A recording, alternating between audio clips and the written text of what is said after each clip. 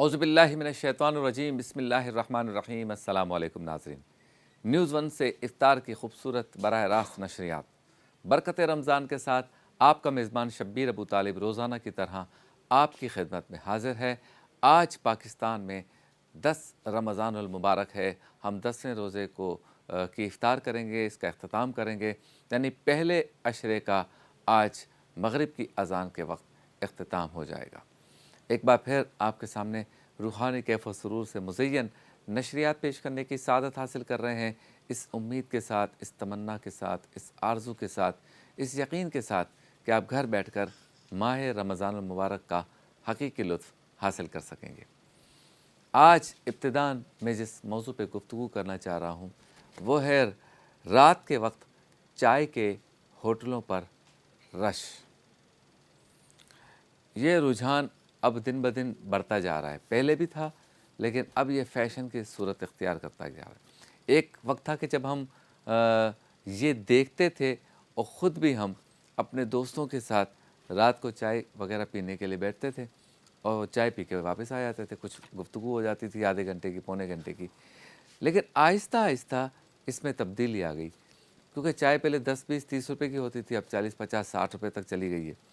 لیکن اس وقت میں جس چائے کے ہوٹلوں کی یا چائے خانوں کی، چائے کھانوں کی یا کیفیز کی یا اس کا تذکرہ کر رہا ہوں، وہ ہے وہ کیفیز جو اب صرف چائے کے ریسٹورنٹ یا چائے کھانے یا چائے کی ہوٹلیں یا صرف کیفے نہیں رہ گئے، وہاں پر اب آپ کو باقی چیزیں بھی دکھتی ہوئی بھی نظر آتی ہیں، ہوتی ہوئی بھی نظر آتی ہیں اور چیزیں ملنا بھی شروع ہو گئی ہیں۔ سب سے پہلے تو یہ کہ اب آپ کو چائے کے ساتھ ساتھ سینڈوچ بھی مل جاتا ہے، بروسٹ بھی مل جاتا ہے، برگر بھی مل جاتا ہے۔ یہ ساری چیزیں اب چائے کے ہوٹل پر آپ کو دستیاب ہیں۔ پراٹھا بھی کافی قسم کا ہو گیا، پہلے سادہ پراٹھا ہوتا تھا، پھر یہ چیز پراٹھا آ گیا، پھر چکن چیز پراٹھا آ گیا، آلو پراٹھا آ گیا، یعنی پراٹھوں کی اتنی قسمیں ہو گئیں کہ بندہ صرف پراٹھوں کا مینیو ہی دیکھتا رہے۔ اس کے بعد اس میں اضافہ یہ ہوا کہ یہ ہوٹلیں مہنگی ہوتی گئیں، یعنی اب اس وقت کراچی، لاہور وغیرہ میں، پنڈی، اسلام آباد میں رات کو چائے کی ہوٹل پہ اگر آپ کو بیٹھنا ہے تو آپ کو 150 سے لے کے 200 روپے کی چائے ملے گی، 250 تک بھی ہے۔ یہ میں ان کیفیز کی بات نہیں کر رہا جو زیادہ برانڈڈ ہیں، وہاں تو 500 سے اوپر ہے چائے، صرف چائے کی بات ہو رہی ہے۔ غریب آدمی تو 500 روپے میں تینوں وقت اپنا کام چلا لیتا ہے۔ وہ کیسے؟ صبح 50 60 کی چائے، 60 70 کا پراٹھا، دوپہر کو دال چاول 150 پونے 200 کا، رات کا بھی یہی۔ تو غریب کا تو 500 600 میں گزارا ہے ڈیلی، یہاں 500 کی خالی لوگ چائے پی جاتے ہیں۔ اچھا بہرحال تو 200 250 کی چائے ہے وہ ایک بندے کی، اگر 5 6 دوست ہوں تو آپ کے 1000 1500 روپے تو چائے میں نکل گئے۔ پھر آپ نے پراٹھا منگا لیا یا پراٹھے منگا لیے، فرینچ فرائز بہت زیادہ عام ہے، برگر، سینڈوچ یہ عام ہے، تو مل ملا کے 5 اگر لوگ ہوں اور رات کو کسی مناسب، بہت اچھے نہیں، مناسب کیفے پر چائے پئیں گے اور 2 ڈھائی 3 گھنٹے گزارنے ہوں گے تو آپ کو 4 سے 5 ہزار روپے چاہیے۔ دوسرا معاملہ یہ ہے کہ اب جو کیفیز ہیں جن پہ رات کو رش ہوتا ہے، وہاں لوڈو بھی موجود ہوتا ہے، وہاں پہ شطرنج بھی موجود ہوتا ہے، وہاں پہ تاش کے پتے بھی موجود ہوتے ہیں۔ تو اب یہ پورا پیکج ہو گیا۔ یہ صرف خان صاحب کی چائے کی ہوٹل نہیں رہی جہاں پہ 40 50 کی چائے ہے، 2 4 دوست 2 250 روپے خرچ کر کے آدھا پونا گھنٹہ بیٹھ کے آ گئے، اب یہ 3 4 گھنٹے گزارنے، اور پھر یہ 5 6 لوگ 8 10 لوگ، پورا آپ کو سرکل بھی بن سکتا ہے، ایک دعوت بھی ہو سکتی ہے، لوگ وہاں پہ برتھ ڈے بھی مناتے ہیں اور بیٹھے رہتے ہیں۔ کراچی، لاہور اور اسلام آباد جیسے بڑے شہروں میں تو اب بعض چائے کی ہوٹلوں پہ موبائل چھیننے والے بھی جو ہے وہ موجود ہوتے ہیں یا آ جاتے ہیں، اگر علاقہ ٹھیک نہ ہو تو، رش زیادہ ہو، سیکیورٹی گارڈز وغیرہ رکھے ہوں اور اچھے لوگ آتے ہوں تو پھر ان کے ساتھ بھی کوئی گن مین یا چوکیدار وغیرہ ہوتے ہیں، تو اس سے وہ لوگوں کی یا باقی لوگوں کی بچت ہو جاتی ہے۔ چائے خانوں سے متعلق ایک اور بات یہ بتا دوں کہ اب یہ رجحان آ گیا ہے کہ صرف دوست نہیں بلکہ بندہ فیملی کے ساتھ بھی جاتا ہے۔ اب آپ کو جو رات کو چائے کے کیفیز ہیں یا ریسٹورنٹس ہیں، وہاں پہ فیملیز نظر آئیں گی، ख़वातीन भी होंगी, बच्चे भी होंगे, अम्मी भी होगी, अब्बू भी होंगे और अपने मंगेतर भी होगा, दूल्हा दुल्हन भी होंगे, मियाँ बीवी भी होंगे, सारे होते। तो अब ये एक ऐसा कल्चर बन गया है कि जो अब जिसका हम बाकी मामलात में ज़िक्र करते हैं कि जिस चीज़ के हम पीछे पड़ जाते हैं फिर हम उसका सत्यानाश कर देते हैं। अब इसका सत्यानाश होने जा रहा है। अब ग़ीबतें बढ़ गई और झगड़े बढ़ गए। वहाँ पर लोग नशा करके भी आते हैं, वहाँ पे फ़साद भी होता है, वहाँ हुटिंग भी होती है, वहाँ पे सियासी बहस मुबाहिसा, मज़हबी बहस मुबाहिसा भी होता है और फैमिलीज़ के आने के बाद कुछ औबाश लोगों की आमद का भी अब सिलसिला जारी है।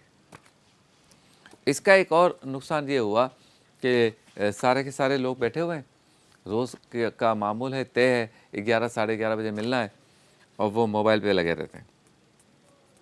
कोई काम नहीं हो रहा, बैठ के मोबाइल पे लगे हुए हैं, मस्तियाँ हो रही हैं और करते करते रात देर तक बैठे हैं। न सुबह नमाज की फ़िक्र है, न सुबह कामकाज पे जाने की फ़िक्र है। अम्मी बुला रही हैं, बेगम बुला रही हैं तो वो तो वहाँ बैठे हुए हैं। कहते हैं मैं बहुत बिज़ी हूँ। फ़ोन आए तो क्या कहते हैं, मैं बहुत बिज़ी हूँ, अम्मी मैं बहुत बिज़ी हूँ। बेगम से कहते हैं तुम अपना काम करो, मुझे देर लगेगी, मैं मीटिंग में हूँ, मैं बिज़नेस के काम में हूँ, मैं दुकान के काम में हूँ, मैं बॉस के साथ हूँ। तो ये अगर कोई रिवायत ऐसी हो कि जिससे हमारे ज़िंदगी के मामूलात डिस्टर्ब ना हो, रिवायात ऐसी हो कि जिससे हमारे रोज़मर्रा के काम डिस्टर्ब ना हो, रिवायात ऐसी हों कि जिससे हम अपनी असल ज़िंदगी को ना भूलें, रिवायात ऐसी हों कि जिससे हम अपने फ़राइज़ को ना भूलें, तो उसमें तो मुज़ायक़ा नहीं है। लेकिन अगर रिवायात ऐसी हों कि जिससे आपका जो मज़हबी रुझान है वो भी कम हो जाए, जो आपके असल काम है वो भी आप भूल जाएँ, जो घर की ज़िम्मेदारियाँ हैं वो भी आप भूल जाएँ, जो कारोबार की ज़िम्मेदारियाँ हैं वो भी भूल जाएँ, नमाज़ों का पता ना हो और फिर किसी के लिए हसद के जुमले, किसी के लिए ग़ीबत के जुमले, ये सारी चीज़ें जब एक बिगाड़ की सूरत बनती हैं तो फिर हमें लगता है कि चाय के होटलों पर रात को बैठना अच्छा काम नहीं है। फिर ये कि किसी भी चीज़ की जो ज़्यादती है मोहतरम नाज़रीन, यानी कोई चीज़ ज़्यादा बढ़ जाए, एक्स्ट्रा ऑर्डिनरी हो जाए, तो फिर वो बुरी लगती है, उसके बुरे असरात होते हैं, वो आपकी शख्सियत पे भी बुरे असरात डालते हैं। यानी कि अगर आप कोई घंटा 2 घंटा आधा घंटा बैठते हैं, चले जाते हैं तो समझ में आता है ये अंडर कंट्रोल चीज़ है। लेकिन जब आप 4-4 5-5 6-6 घंटे बैठे रहेंगे, यानी रात को 9-10 बजे से ये रश शुरू होता है, 3 बजे तक रहता है, तो बाज़ लोग तो 9-10 बजे ही आ जाते हैं। ऐसा लगता है कि इनका कोई घर-बार ही नहीं है, कोई इनके माँ-बाप ही नहीं है, इनके बीवी-बच्चे ही नहीं हैं, इनका कोई कामकाज नहीं है, कारोबार नहीं है, इनको कोई नमाज, रोज़े, हज, ज़कात किसी की फ़िक्र ही नहीं है।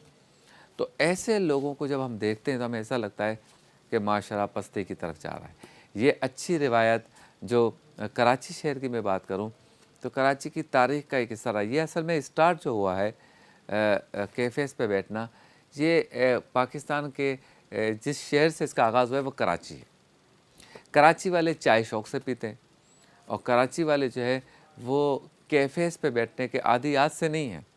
ये 50, 60, 70 साल की तारीख़ है और बाज़ लोग तो इसको क़याम पाकिस्तान से पहले भी इसका ज़िक्र करते हैं। कराची का इलाका है सदर, वो इसका मरकज़ हुआ करता था और पाकिस्तान के नामवर शोरा, अदीब, गुलूकार, राइटर्स ये सारे वहाँ बैठते थे और बैठकर अपना कलाम भी सुनाते थे कि आज मैंने ये अशार लिखे हैं। लोग सुनते थे, वाह वाह भी करते थे, इतने में चाय भी आ जाती थी।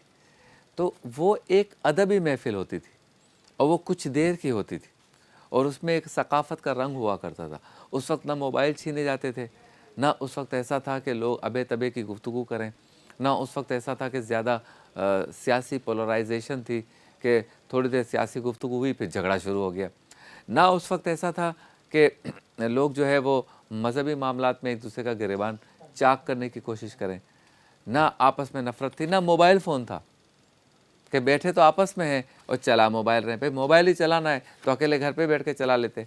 यहाँ पे मोबाइल चलाने के लिए आए हैं आप, यहाँ तो दोस्तों से गुफ्तगू करने आए हैं। इसी तरह से नात के अशार भी लोग सुनाते थे कैफ़ेज़ पर, नातिया शायर भी बैठते थे। इसके बाद ये आर्ट्स कौंसल बनी, फिर आर्ट्स कौंसल का भी एक कल्चर था। कुछ लोग शाम को आर्ट्स कौंसल में होते थे,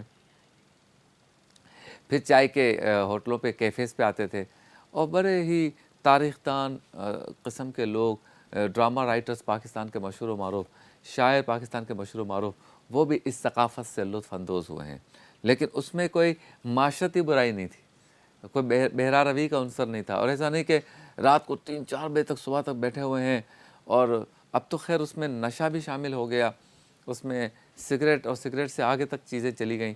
تو میں بیسیکلی چائے خانوں پر یا کیفیز پر چائے پینے کا مخالف نہیں ہوں، یہ ایک صحت مند روایت ہے، لیکن اس میں جو خرابیاں شروع ہو جاتی ہیں ان خرابیوں سے ہمیں بچنا ہے، جو اس میں نگیٹو چیزیں آ جاتی ہیں ہمیں اس سے بچنا ہے، اس میں جو بدنگاہی آ گئی، اس میں جو معاشرتی برائیاں آ گئی، بہراروی کا عنصر آ گیا، ہمیں اس سے بچنا ہے، ہمیں اس سے دور ہونا ہے۔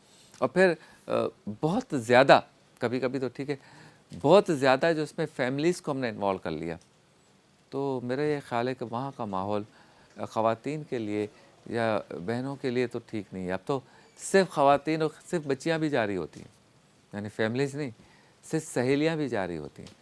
تو میں نے جیسے آپ کی خدمت میں عرض کیا کہ جب پاکستان میں کمپیوٹر نہیں تھا تو نہیں تھا، جب آیا تو ہم اس کو سڑک پہ لے آئے۔ پاکستان میں جب تک موبائل نہیں تھا تو نہیں تھا، جب آیا تو ہم موبائل کا ہم نے کچرا کر دیا۔ پاکستان میں جب تک کوئی روایت نہیں ہوتی تو نہیں ہوتی۔ اب یہ کیفیز پہ بیٹھنے کی روایت آپ دیکھیں نا تو دنیا بھر میں آپ کو نظر آئے گا کہ یورپ وغیرہ میں فٹ پاتھ پر کیفیز کی سیٹنگ ہوتی ہے، اور مڈل ایسٹ میں زیادہ ہے، ہانگ کانگ، یہ بینکاک اور چائنا وغیرہ میں اور بہت زیادہ ہے، بیلجیم، فرانس، اٹلی، جرمنی، یہاں تو میں نے خود دیکھا ہے، تو لندن وغیرہ میں تو روڈوں پہ سٹنگ ہوتی ہے۔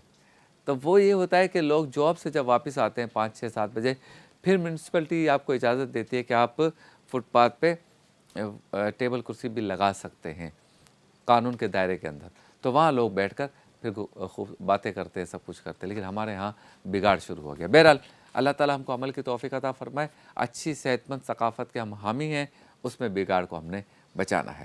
وقفے پہ جائیں گے، واپس لوٹیں گے، ایک نیکی کا سیگمنٹ ہوگا، ہوپس ایک این جی او ہے، ان سے ہم بات کریں گے وہ کس طرح کام کرتے ہیں۔ احتیاط لازمے میں حکیم نذیر جو ہیں پیشاب کے امراض کے بارے میں بات کریں گے۔ برکت ذکر مصطفیٰ میں بچوں کے درمیان نعتیہ مقابلہ ہوگا۔ بزم علم و عقیدت میں حضرت خدیجۃ الکبریٰ رضی اللہ تعالی عنہا کا تذکرہ ہوگا۔ افطار مزیدار میں مرغ کنہ بنائیں گے اقبال شاہ۔ اللہ کے ولی میں حضرت سعید بن زید کا تذکرہ ہوگا۔ پھر بزم افطار سجے گی، ساتھ افطار کریں گے۔ آپ سے ملاقات ہوتی ہے مختصر سے وقفے کے بعد۔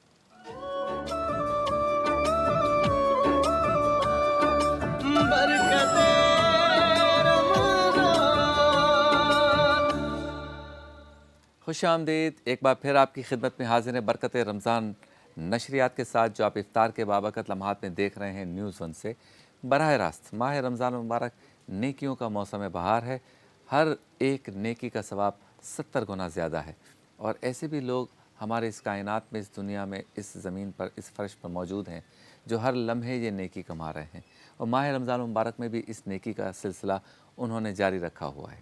یہ لوگ کون ہیں اور کیا ہم ان کی مدد کر سکتے ہیں، ان کے کسی کام آ سکتے ہیں، یہی ہمارے اس سیگمنٹ کا اصل موٹو ہے۔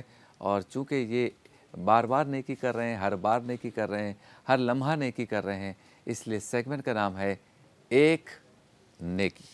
چلے میرے آقا، سنبھالے میرے آقا، لے والے میرے آقا، چھپا لے آقا میرے۔ ایک نیکی کے اس سیگمنٹ میں ہم آپ کی ملاقات کرواتے ہیں خلق خدا کی خدمت کرنے والی کسی این جی او سے، کسی فلاحی ادارے سے، اور آج ہم آپ کی ملاقات کروا رہے ہیں ہوپس سے۔ امیدیں، HOPES، ہوپس، یہ کس طرح کام کرتے ہیں ان سے پوچھیں گے، اور موجود ہیں ہمارے ساتھ سیدہ خدیجہ اسد۔ السلام علیکم، بہت شکریہ آپ تشریف لائے، اور ان کے ساتھ ہیں ماہرہ خان، آپ کو بھی السلام علیکم، آپ بھی تشریف لائے۔ تو ان سے گفتگو کریں گے، لیکن پہلے دیکھتے ہیں ایک ڈاکومنٹری جس سے پتہ چلے گا کہ ہوپس کیسے ہوپس دلا رہی ہے۔ ہوپس ایک غیر سیاسی اور غیر حکومتی ادارہ ہے جس کو Karachi medical and dental college کے طلبہ چلا رہے ہیں۔ ہوپس 1995 سے عباسی شہید ہسپتال کے غریب اور ضرورت مند مریضوں کی خدمت کر رہا ہے۔ اس ادارے کو Karachi medical and dental college کے پہلے بیچ نے 25 دسمبر 1995 کو قائم کیا تھا۔ होप्स ड्रग बैंक अब्बासी शहीद अस्पताल के एक छोटे से कमरे से, जो कि 41 के नाम से जाना जाता है, वहां से शुरू किया गया। मरीजों को दी जाने वाली चीजों में अद्वियात, सर्जिकल आइटम्स और मुफ्त लैब टेस्ट की सहूलियात भी शामिल हैं। यहाँ मरीजों की काउंसलिंग की जाती है और फिर उसके बाद उन्हें उनकी जरूरत के मुताबिक अद्वियात फराहम की जाती हैं। अब तक होप्स ने 5 करोड़ से जायद की अद्वियात मरीजों को मुफ्त फराहम की हैं। होप्स की 3 फार्मेसीज जो कि नो प्रॉफिट नो लॉस की बुनियाद पे चलाई जाती हैं।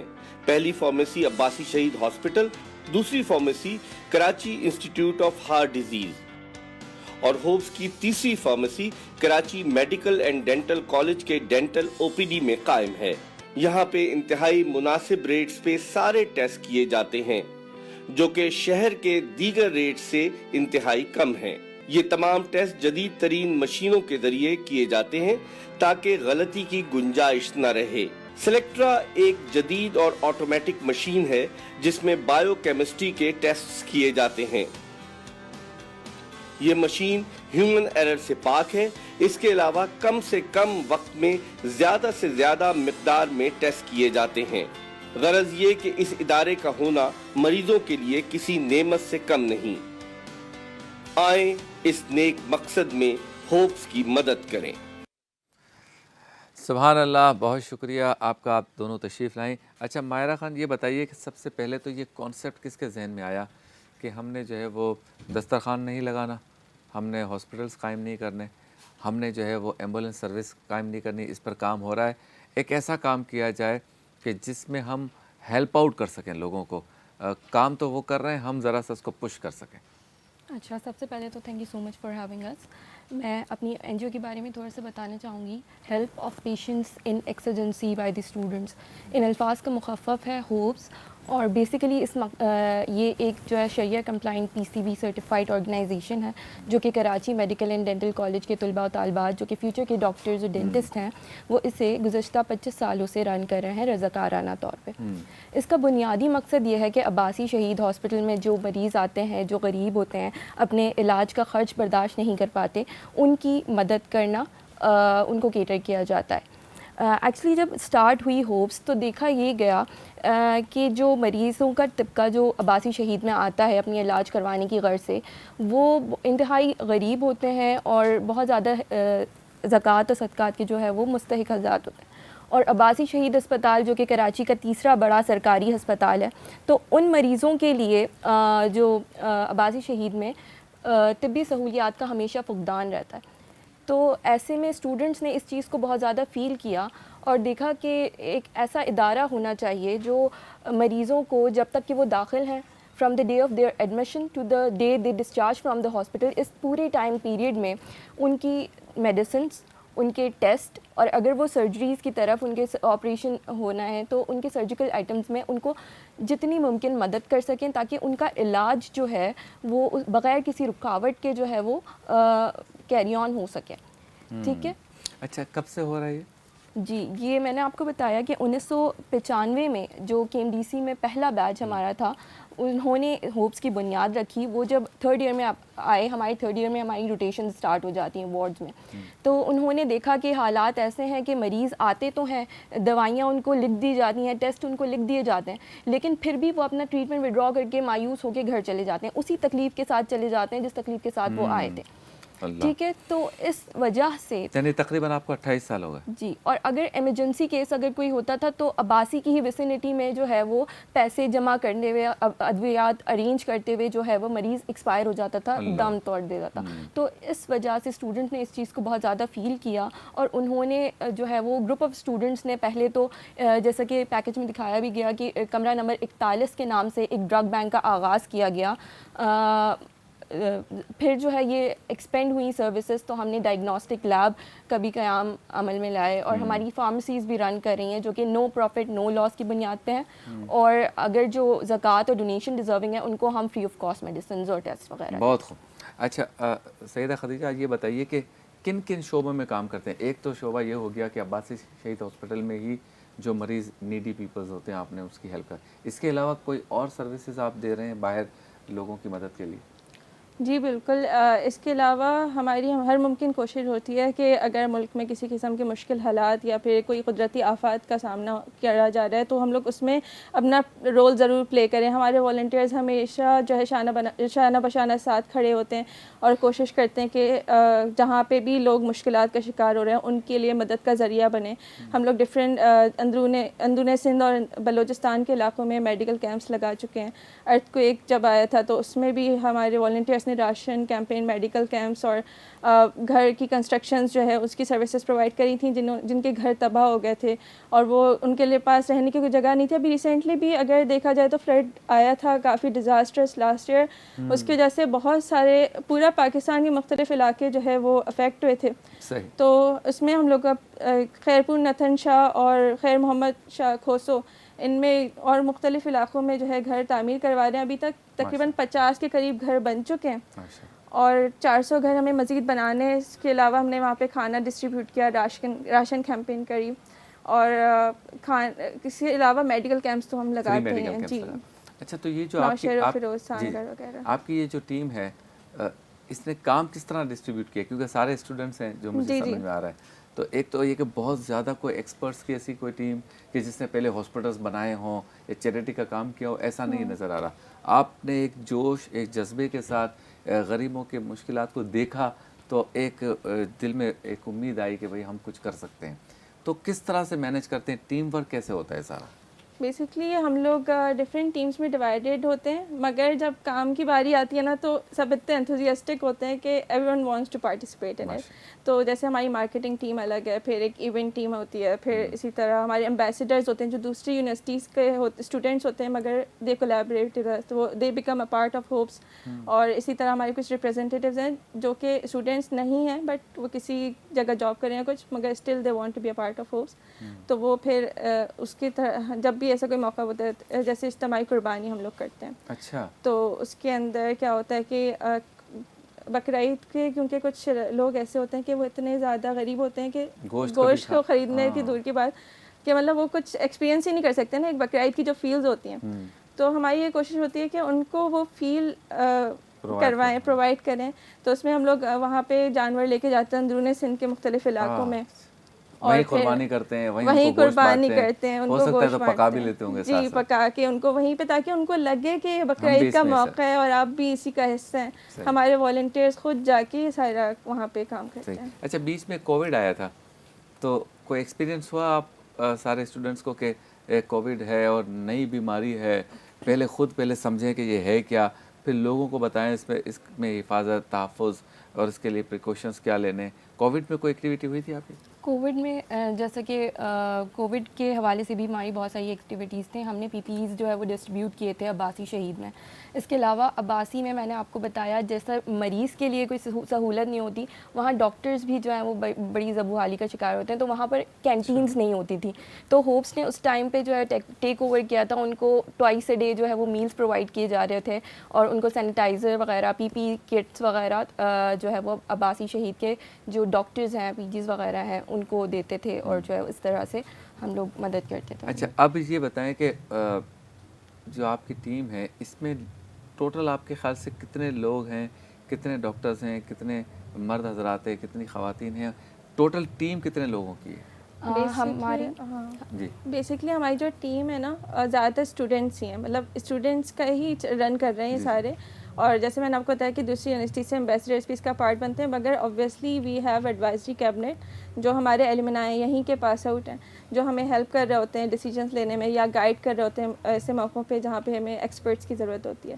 مگر ٹوٹلی جو رن کر رہے ہیں ادارہ وہ صرف اسٹوڈنٹس ہیں، پریزیڈنٹ سے لے کے والنٹیئرس تک، every one is a student. کتنے ہوں گے ٹوٹل؟ اراؤنڈ 50 کیبنٹ ممبرز ہوتے ہیں. اس کے علاوہ جتنے انرولڈ اسٹوڈنٹس ہوتے ہیں نا کے ایم ڈی سی کے، they are always welcome to participate in it and volunteer کرتے ہیں. وہ لوگ جب جس کو موقع ملتا ہے وہ اس کا پارٹ بنتے ہیں، گریجویشن تک اسٹارٹ، ایڈمیشن سے لے کے گریجویشن. کبھی ایسا لگا کہ بھائی کام بہت مشکل ہے، اب کافی کر لیا، اب کسی کو سونپ کر ہم اپنے اپنے کام پہ چلتے ہیں؟ نہیں، ماشاء اللہ سے ہماری والنٹیئر فورس اتنی زیادہ ہے کہ اس چیز کی کبھی ضرورت محسوس ہی نہیں ہوئی کہ ماشاء اللہ اتنے لوگ ہوتے ہیں کہ اگر ایک کوئی ہوتا ہے تو دوسرا آگے کھڑا ہوتا ہے اس کے. ہماری help MBBS کرنے کی کے لیے. جرنی جو ہے وہ 5 سال کی ہوتی ہے, تو 5 سالوں میں جو آتا ہے پھر دوسرا بیچ اس کو ٹیک اوور کر دیتا ہے, اور وہ مزید گرو کر رہی ہوتی ہے ہماری ہوپس کی فیملی, اور وہ اس طرح سے چل رہا ہوتا ہے کارواں.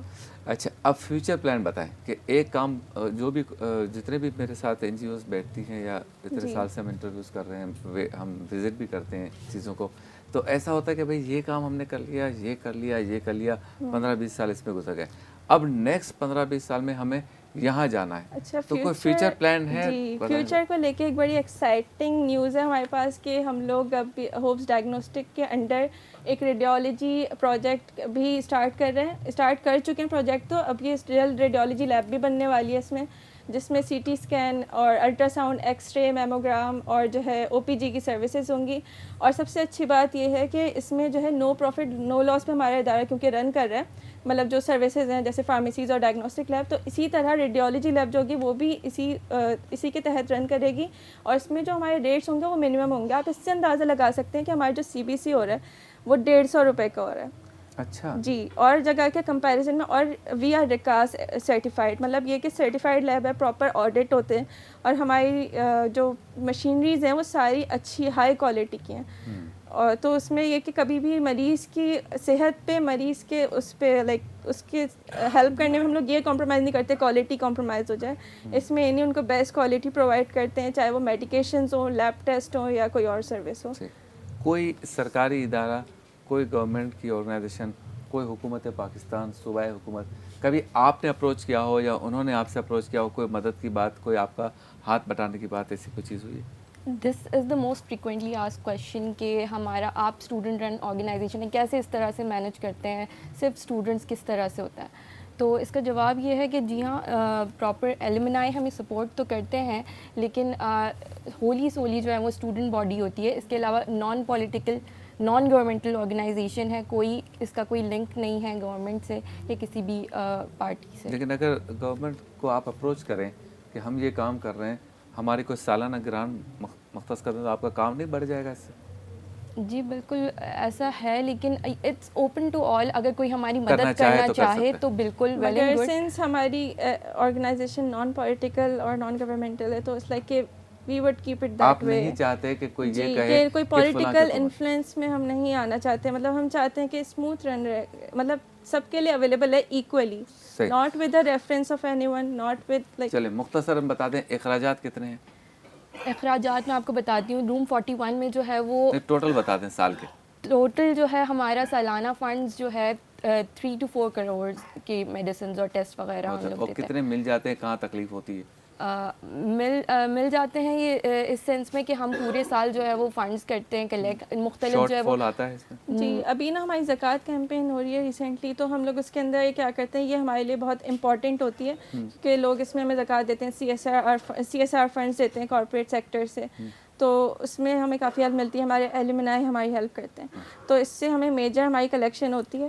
اس کے علاوہ جو ہے ہم لوگ تھرو آؤٹ دا ایئر جو لوگ ہمارے ساتھ ہوتے ہیں وہ ہمیں تھرو آؤٹ دا ایئر بھی ہیلپ کرتے ہیں. یعنی اگر 4 کروڑ کا آپ کو فنڈ یا اخراجات ہیں تو کوئی 1-8 کروڑ کی آپ کو شارٹ فال ہو سکتی ہے. جی, پرابلم یہاں ہوتی ہے کہ دیکھیں جیسے ابھی فلڈ ریلیف کیمپین چل رہی ہے, تو یہاں گھر اگر ہم لوگ کنسٹرکٹ کروا رہے ہیں اور ساتھ ساتھ راشن اور یہ چیزیں پرووائڈ کر رہے ہیں, تو انفلیشن اتنی بڑھ گئی ہے کہ ایک نارمل اپنے گھر کا جو راشن ہوتا ہے وہ کتنا مہنگا تھا ہم سب جانتے ہیں. بہت شکریہ, آپ دونوں تشریف لائے اور ہوپس کے ساتھ ہم سب نے ہاتھ بٹانا ہے. میں شبیر ابو طالب اپنی جانب سے اور نیوز 1 کی جانب سے آپ سے اپیل کرتا ہوں کہ ماہ رمضان المبارک میں اپنے صدقات, خیرات, عطیات, زکوٰۃ کی رقم ہوپس کے ان ہمارے نوجوان جو بھی رفاع عامہ کا اور فلاحی اداروں کا کام کر رہے ہیں ان کا ساتھ دیں. عباسی شہید ہاسپٹل ان کا مرکز ہے, یہ پورے پاکستان میں کام کرنا چاہتے ہیں اور ایک جذبے کے تحت کام کرنا چاہتے ہیں. اگر ہم ان کی مدد کریں گے ہمیں اس ایک نیکی کا ثواب 70 گنا بھی ملے گا اور ان کے کام میں بھی اضافہ ہوگا. آپ سے ملاقات ہوتی ہے مختصر سے وقفے کے بعد.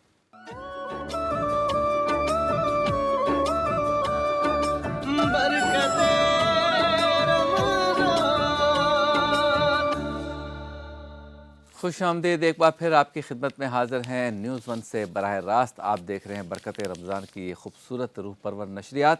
اب چلتے ہیں اس سیگمنٹ کی جانب جس میں ہم اپنی صحت کا کس طرح خیال رکھیں, یہ ہمیں بتاتے ہیں حکیم شاہ نذیر, اور علاج کے ساتھ ساتھ بتاتے ہیں کہ یہ بیماریاں ہی نہ ہوں اس کے لیے آپ کون سی احتیاط کریں گے؟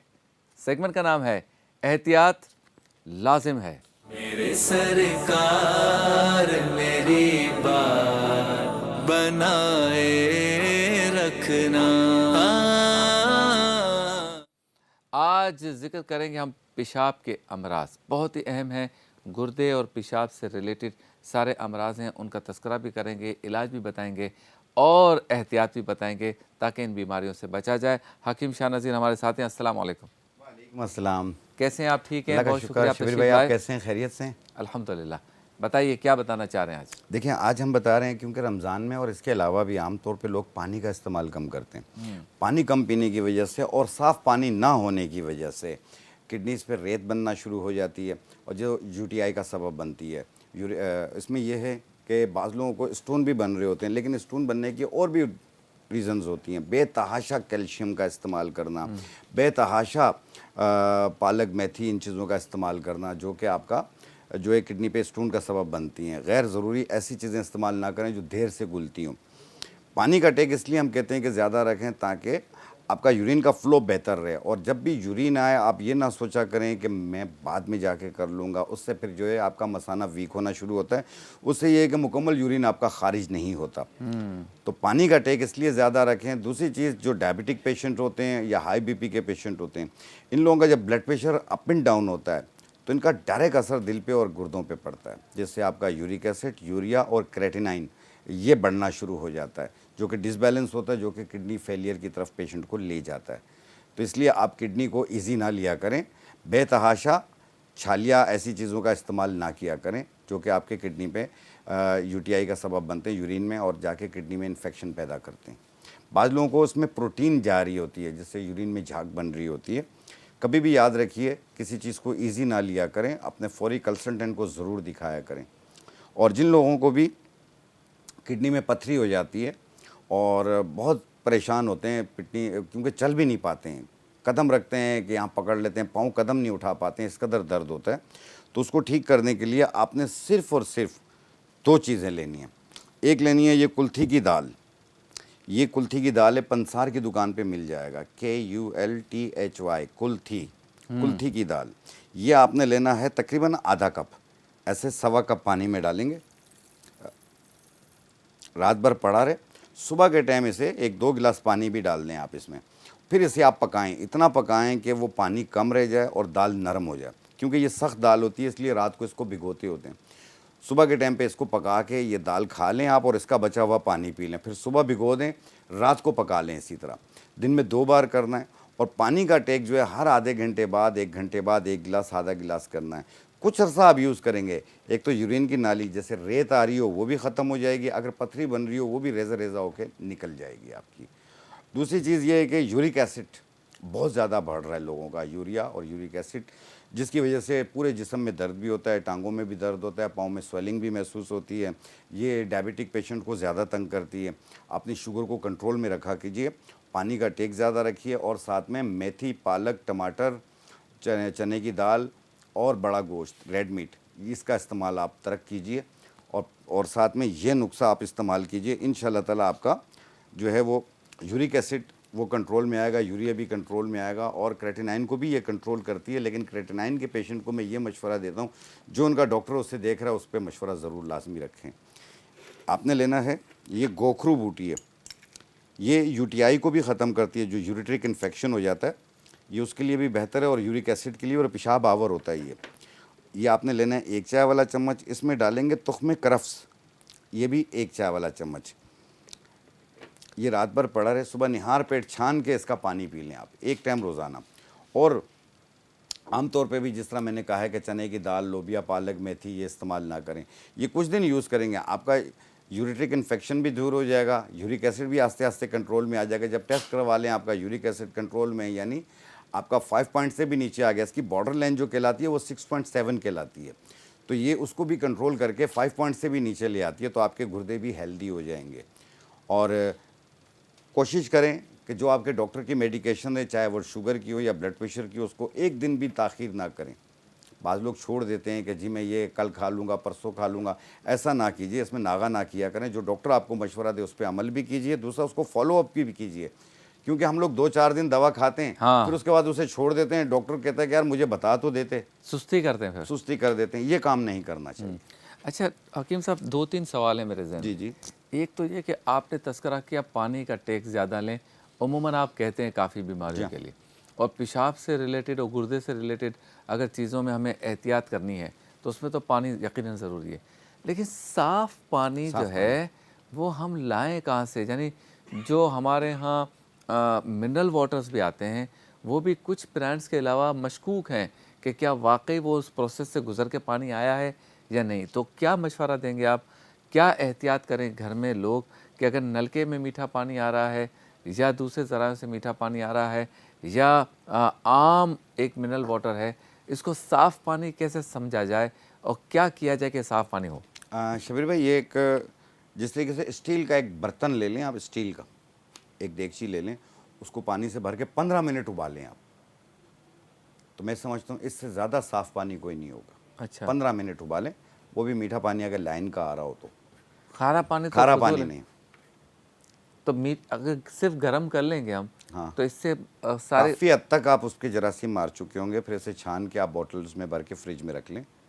لیکن یہ ہمارے کہ ہاں تو صاف پانی اسی طرح ہو سکتا ہے, باقی مختلف قسم کے پلانٹ لگانا ہر غریب آدمی کے بس سے باہر ہے. اچھا ہمارے ہاں تو حکیم صاحب وہ یہ جو نلکے میں سے جو میٹھا پانی آتا ہے اس میں کبھی کبھی اس کا کلر کا بھی فرق آ جاتا ہے, کبھی اس میں ذرات بھی آ جاتے ہیں, تو وہ گرم ہونے سے کیسے چلے جائیں گے؟ دیکھیں اس کو چھان کے آپ پہلے چھانیں گے نا, آپ چھاننے کے بعد آپ اسے گرم کریں گے 15 منٹ تک. 15 منٹ کے بعد آپ اسے چھانیں گے, واپس چھاننا ہے چھاننا آپ نے تو کافی. ہاں, لیکن یہ ہے کہ جو پیوریفیکیشن کی آپ بات کر رہے ہیں وہ ایک پلانٹ ہوتا ہے جس میں آپ منرل ساری چیزیں آپ کو اکٹھی کرنی پڑتی ہیں.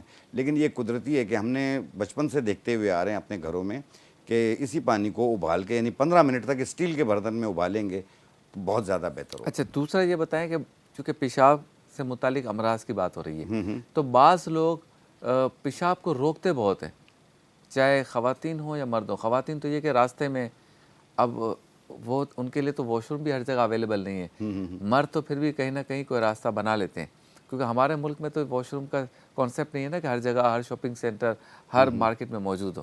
تو آپ یہ بتائیں کہ یہ کتنا خطرناک ہے پیشاب کو روکنا؟ دیکھیں اس سے یہ ہے کہ آپ کو میں نے کہا نا UTI یعنی یوریٹرک انفیکشن ہونے کے چانسز بڑھ جاتے ہیں, اور جو بیکٹیریا ہوتا ہے وہ فعال ہو جاتا ہے, وہ مزید ملٹیپل ہو جاتا ہے.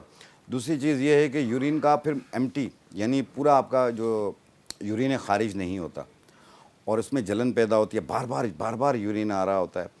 تو یہ ایک چیز ہوتی ہے جسے UTI کہا جاتا ہے, جس میں جلن بھی محسوس ہوتی ہے. ایک ہوتی ہے پروسٹیٹ گلینڈز جس میں پیشاب کنٹرول نہیں ہوتا, بھاگنا پڑتا ہے, راستے میں ہی نکل جاتا ہے اور رک کے یورین آ رہا ہوتا ہے. اور یہ پروسٹیٹ گلینڈز کی جو شکایت جن لوگوں کو بھی ہوتی ہے وہ بیچارے بڑے پریشان ہوتے ہیں, مجبور ہو جاتے ہیں اور بڑی مشکل سے اپنے آپ کو قابو کرتے ہیں. تو جن لوگوں کو بھی پروسٹیٹ گلینڈز کی شکایت ہو, کیونکہ یہ آگے چل کے خطرناک بھی ہو جاتی ہے, اس کے لیے آپ لیں گے بہو پھلی بوٹی اور یہ والی گوکھرو بوٹی. ایک بہو پھلی بوٹی ہوتی ہے ایسے جھال کی طرح زمین پہ ہوتی ہے, اور یہ گوکھرو بوٹی, یہ دونوں ایک چمچ 1 گلاس پانی میں رات کو بھگو دیں اور صبح نہار پیٹ چھان کے پی لیں. آپ دیکھیے گا پہلے دن ہی یورین کا جو فلو ہے وہ بہت بہتر ہو جائے گا. جو اس کی دھار ہے پتلی ہو چکی ہوتی ہے, 2 دھار ہو رہی ہوتی ہے, یہ سب صحیح ہونا شروع ہو جاتی ہے, اور آہستہ آہستہ یہ کیور ہونا شروع ہوگا. اسے کم سے کم 2 سے 3 مہینہ یوز کر کے اپنا دوبارہ سے الٹرا ساؤنڈ کرائیں گے پروسٹیٹ کا, آپ دیکھیے گا تقریباً نہ ہونے کے برابر ہوگا. کیا بات ہے. اچھا گردوں کی بیماریوں کے لیے آپ کیا سمجھتے ہیں آج کے دور میں جب پانی کا بھی مسئلہ ہے کہ صاف نہیں ہے, گرد و غبار بھی عام ہے, کھانوں میں بھی جو ہے نا وہ چیزیں جس طرح کی ملاوٹ ہو رہی ہے, جو چیزیں آرٹیفیشل آ گئیں, آپ کیا احتیاط کا مشورہ دیں گے گردوں کی بیماریوں سے بچنے کے؟ دیکھیں جن لوگوں کو اگر کریٹینائن بہت زیادہ اپ اینڈ ڈاؤن ہے, پیشنٹ ڈائلسس کی طرف چلا گیا, تو اس پہ تو یہ ہے کہ پانی بھی ممنوع ہو جاتا ہے, پانی بھی وہ نہیں پی سکتا. اسے چاہیے کہ جو ڈاکٹر اسے مشورہ دیا اس پہ عمل کریں. دوسرا, جن لوگوں کو گردوں میں کمزوری محسوس ہوتی ہے یا ان کا پروٹین آ رہی ہے یا اس میں یورک ایسڈ اور یوریا یہ چیزیں ڈس بیلنس ہو رہی ہیں, تو خربوزہ اور تربوز اس کا استعمال زیادہ کریں. اچھا جی ہاں, کیونکہ 90% پانی ہوتا ہے اس میں, اور اس سے یہ ہے کہ آپ کا جو ہے وہ یورین کا فلو ہے وہ بہتر ہو جائے گا, اور یہ انفیکشن کو دور کرنے میں مدد دیتی ہے. تربوز آپ جب بھی کھائیے اس کو بیجوں کے سمیت کھائیے. ہاں, بیجوں وہ اندرونی زخموں کو بھی ختم کرتی ہے. اچھا دوسرا, کیا واقعی یہ جب فروٹس ریڑھی پر ہوتے ہیں تو چونکہ اس میں مٹی بھی لگ رہی ہوتی ہے، چلے چھلکے والوں کا تو مسئلہ نہیں ہے، سیب ہے جیسے، تو کیا ان سب کو دھو کر کھانا چاہیے؟ بہت زیادہ دھو کے استعمال کرنا چاہیے. اچھا ہاں بہت زیادہ دھو کر. اور جو جیسے تربوز وہ کاٹ کے رکھتے ہیں آپ لوگ، وہ جو ٹک لگواتے ہیں وہ بھی آپ لوگ غلط کرتے ہیں. آپ لوگ اسے ٹک نہ لگوائیں، آپ اسے گارنٹی لے لیا کریں کہ لال ہوگا کہ نہیں. اس بیچارے کو کیا پتا، نہیں بہرحال ان کو تجربہ ہوتا ہے، اندازہ. پھل والوں کو تجربہ ہوتا ہے. اچھا دوسرا یہ بتائیں کہ وہ تو سارا دن کھڑے ہوتے ہیں گرمی میں، تو یہ جو آپ نے تربوز یا خربوز یا تربوزہ اور خربوزہ جتنے بھی فروٹ ہیں، جتنے بھی فروٹس ہیں، یہ گرم بہت ہوتے ہیں جب لاتے ہیں، تو آپ کیا مشورہ دیتے ہیں؟ اگر فریج ہے تو ٹھنڈا کر لیں تھوڑا، نہیں اس کو تھوڑی دیر کے لیے پانی میں بھگو دیا کریں. بھگو دیا. ٹھیک ہے، پھر اس کے بعد اسے واش کر کے دھو کے آپ اس کے بعد فریج میں رکھ دیں اور ٹھنڈا کر کے کھانا چاہیے. یہ بہتر ہے زیادہ. بہترین رہتا ہے. اچھا یہ بتائیں، جو جڑی بوٹیاں ہمارے حکمہ استعمال کرتے ہیں، ڈاکٹرز کی جو میڈیسنز ہیں مورلیس اس میں بھی جڑی بوٹیاں ہی ہوتی ہیں یقیناً، اور کوئی تو چیز پروسیس کا فرق ہے. اسٹریکس استعمال ہوتے ہیں. ہاں خالی پروسیس کا فرق ہے. جی ہاں. تو بعض لوگوں کا یہ کہنا ہے کہ یہ خالص جڑی بوٹیاں جو حکمہ ہمیں بتاتے ہیں، حکیم بتاتے ہیں، اس کے استعمال سے بعض اوقات بعض لوگوں کو گردے میں پتھری ہونے کا اندیشہ ہے، ایسا ہے؟ بالکل. دیکھیں اگر اس کو صاف نہیں کریں گے، اب دیکھیں یہ جنگل میں ہوتی ہیں، جہاں پہ بھی ہوتی ہیں، اگتی ہیں یہ. اب میں اسی لیے کہتا ہوتا ہوں کہ کہیں سے بھی لیں 2 پیسے زیادہ خرچ کریں، چیز صاف ستھری لیا کریں اور اچھی لیا کریں. اس میں پلاسٹک کی بنی ہوئی نہیں آتی ہیں، اوریجنلی ہوتی ہیں یہ، لیکن صفائی کا خیال رکھنا ہوتا ہے. اور ایک ہوتی ہے بہت پرانی مٹی میں لگی ہوئی ہوتی ہے جو کہ ایکسپائر ہو جاتی ہیں. لیکن صاف ستھری سے یہ مراد ہے کہ آپ فریش لیا کریں، اسے صاف کریں، پھر پاؤڈر بنا کر آپ استعمال کریں. ایسی کوئی تکلیف نہیں ہوگی، بلکہ آپ ٹھیک ہوں گے. اس کے ساتھ پانی کا ٹیک زیادہ رکھیں. اور تیسری چیز، کوئی بھی بات پوچھنی ہو آپ اس سے پوچھیں جس کے پاس ڈگری ہو. ہاں جس پر ڈگری نہیں ہے، محلے والے پڑوسی جو دوست یار ہوتے ہیں ان کو ڈگری نہیں ہوتی، وہ مشورے ہی دے رہے ہوتے ہیں. اور یا تو اگر کوئی، جیسے بعض لوگوں کو فیسز کی پرابلم ہو جاتی ہے کہ یار ہم فیس نہیں دے پاتے ہیں، کس طرح مشورہ کریں، یا مجھے کال کریں، میں بھی آپ کو چیز بتاؤں گا. دکاندار سے میری بات کروائیں، میں اس سے بات کروں گا کہ اس کو فلاں چیز دے دو یار بنا کے. تو آپ کی بہت ساری دعائیں میرے ساتھ ہوں گی. ڈگری جس کے پاس ہو نا اس سے مشورہ کریں، اس سے دوائی لیں. جس کے خلاف کورٹ نے ڈگری کی ہو نا اس سے مشورہ نہ کریں. ایسا ہی حضرت؟ بالکل صحیح بات بتایا آپ نے. اچھا دوسرا مجھے یہ بتائیں کہ اگر فرض کریں کہ کوئی حکیم ہمیں کوئی دوائی دیتا ہے، 2-4 مہینے اس پہ فرق نہیں پڑتا، تو تبدیل کریں دوائی یا اس کی کنٹینیوٹی بڑھا دیں؟ نہیں دیکھیں شبیر بھائی، ایک بات بتاؤں آپ کو، جو چیز آپ کو 6 دن میں کام نہیں کرے وہ 6 سال میں بھی نہیں کرے گی. اچھا یہ یاد رکھیے گا. یہ جو ہم لوگ کہتے ہیں نا میں نے 3 مہینے 4 مہینہ کھائی، کیوں کھا لی بھائی؟ آپ نے 5 دن دوا کھائی ہے، 4 دن کھائی ہے، کچھ نہ کچھ تو انٹیک ہوا ہے، اس کا کیا افیکٹ آیا؟ ڈاکٹر کی بھی دوا اسی طرح اثر ہوتی ہے، دکھائے، اثر دکھائے، وہ آپ کو بہتر فیل کرے، آپ مجھے فرق پڑ رہا ہے، تو پھر آپ اس کو کنٹینیو بھی رکھیں. اگر آپ 3 مہینے 2 مہینے کنٹینیو چل رہے ہیں اور مطمئن بھی نہیں ہے تو پھر آپ ڈاکٹر ہی تبدیل کر دیں. ڈاکٹر تبدیل کر دیں، اپنا معالج ہی تبدیل کر دیں، چاہے وہ حکیم ہو یا ڈاکٹر ہو. نہیں لیکن اس سے ہم کہہ سکتے ہیں کہ یہ دوائی یہ کام نہیں دوا آئی. دیکھیں ایک چیز یاد رکھیے کہ میں نے اکثر لوگوں کو شوگر کی دوا کھاتے ہوئے دیکھا ہے، ایک ہی دوا پہ چل رہے ہیں، سال گزر گیا لیکن ہاتھ پاؤں سن ہونے شروع ہو گئے، تکلیف بڑھنی شروع ہو گئی، لیکن اس کو فکر ہی نہیں ہے. ارے بھائی اپنے معالج کو دکھائیے، اس میں تبدیلی کروائیے، تاکہ یہ جو اندرونی آرگنز آپ کے کمزور ہو رہے ہیں تو کیوں ہو رہے ہیں. تو اس لیے پھر ڈاکٹر آپ کا جو ہے وہ آپ کی دواؤں میں رد و بدل کرے. آپ کے خیال سے پیشاب کے امراض اور گردے کے امراض مرد حضرات میں زیادہ ہیں یا خواتین میں زیادہ؟ خواتین میں بھی زیادہ ہے، مردوں میں بھی ہیں، خواتین میں بھی زیادہ ہوتی ہیں. اور دوسرا یہ ہے کہ دیکھو کڈنی جسم کا کوئی بھی حصہ نازک ہی ہوتا ہے، آپ اس کو ایزی مت لیں. آپ اپنے کڈنی کے ڈاکٹر، یورولوجی کے ڈاکٹر، جتنے بھی ڈاکٹرز ہوتے ہیں ان کو آپ دکھائیے. کوئی ڈاکٹر برا نہیں ہوتا، سب کی کوشش ہوتی ہے اس کا پیشنٹ ٹھیک ہو. تو میں یہی آپ کو مشورہ دوں گا کہ اگر آپ کو کڈنی میں کوئی بھی پرابلم ہو رہی ہے یا باڈی میں کچھ چینجز محسوس کر رہے ہیں، آپ اپنے ڈاکٹر یا اپنے معالج کا مشورہ ضرور کیا کریں، کیونکہ آپ کو ڈاکٹر دیکھ رہا ہوتا ہے. ہم اس وقت اسکرین پہ ہم آپ کو نہیں دیکھ رہے ہیں، لیکن ڈاکٹر آپ کو دیکھ رہا ہوتا ہے آپ کا. تو مرد اور خواتین دونوں میں یکساں ہیں پیشاب اور گردے؟ یکساں ہے، یکساں تقریباً ملتا جلتا ہی ہے. اچھا خواتین حکیم ہوتی ہیں ویسے؟ ہاں بہت ساری طبیبائیں ہیں.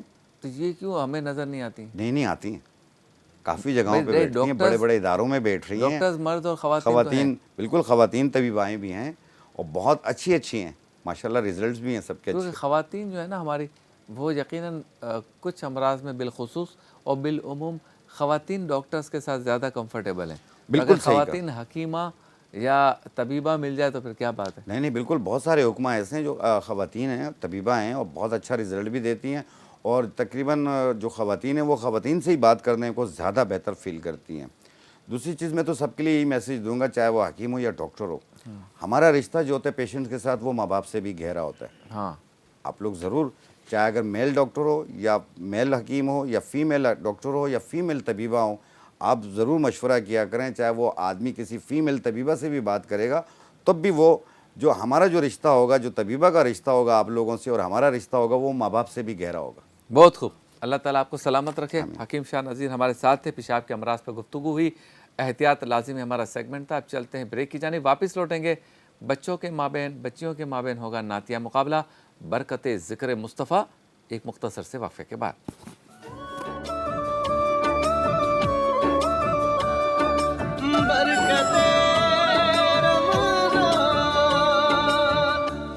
خوش آمدید، ویلکم بیک، ایک بار پھر آپ کی خدمت میں حاضر ہیں اور آپ دیکھ رہے ہیں برکت رمضان کی یہ روح پرور نشریات نیوز ون سے براہ راست۔ اب چلتے ہیں اس سیگمنٹ کی جانب جس میں بچوں اور بچیوں کے مابین ہوتا ہے نعتیہ مقابلہ۔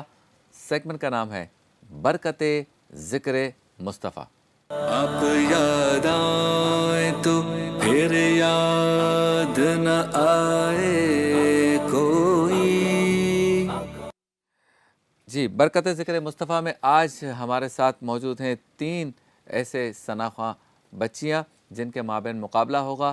2 اس مقابلے میں آگے جائیں گی اور 1 کے سفر کا ہوگا اختتام۔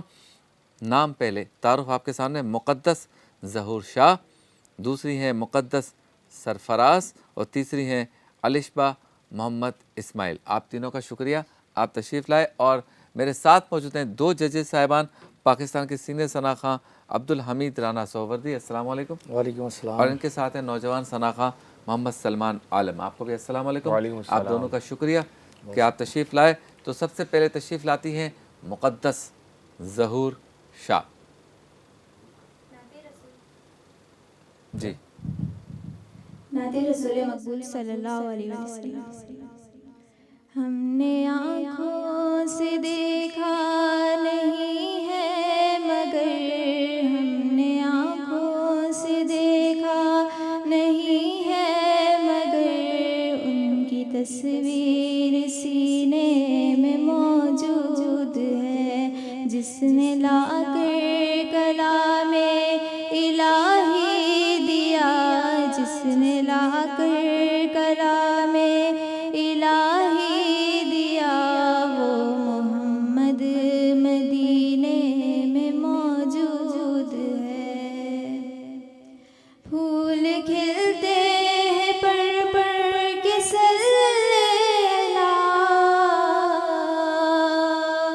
پھول کھلتے ہیں پر پر کے صلی اللہ، جھوم کر کہہ رہی ہے یہ بات صبا، جھوم کر کہہ رہی ہے یہ بات صبا، ایسی خوشبو چمن کے گلوں میں کہاں، ایسی خوشبو چمن کے گلوں میں کہاں، جو نبی کے پسینے میں موجود ہے۔ ہم نے آنکھوں سے دیکھا نہیں ہے مگر، ہم نے آنکھوں سے دیکھا نہیں ہے مگر، ان کی تصویر سینے میں موجود ہے۔ سبحان اللہ، سبحان اللہ، ماشاء اللہ۔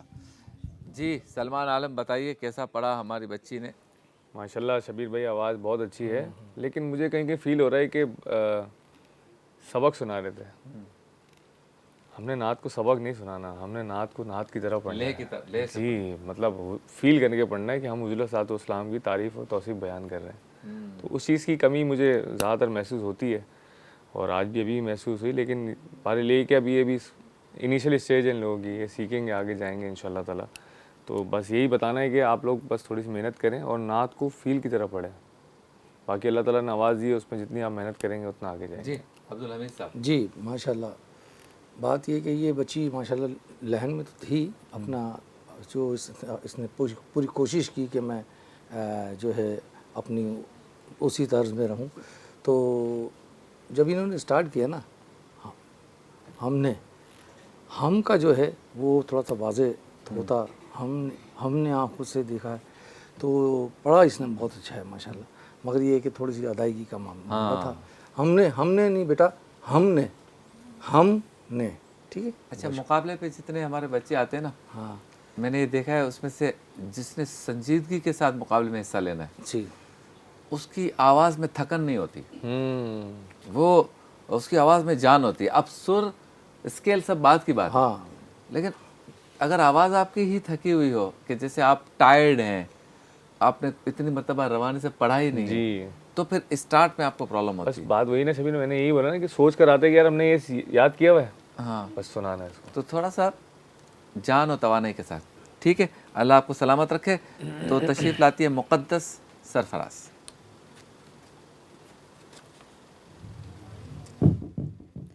ہم مدینے سے اللہ کیوں آ گئے, قلب حیرا کی تسکی وہیں رہ گئی, دل وہیں رہ گیا, جان وہیں رہ گئی, ہم اسی در پہ اپنی جا بھی رہ گئی. اللہ اللہ وہاں کا درود و سلام, اللہ اللہ وہاں کا سجود و قیام, اللہ اللہ وہاں کا وہ کیف دوام, وہ صلاۃ سکون آفری رہ گئی,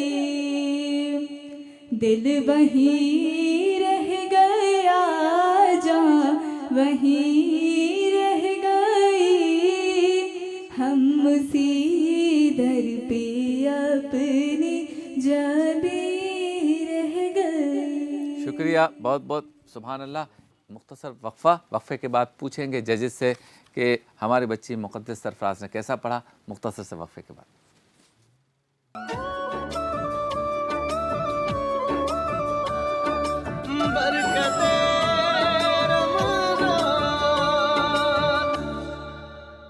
ویلکم بیک, خوش آمدید. ایک بار پھر آپ کی خدمت میں حاضر ہیں برکت رمضان نشریات کے ساتھ, جو آپ دیکھ رہے ہیں نیوز 1 سے براہ راست.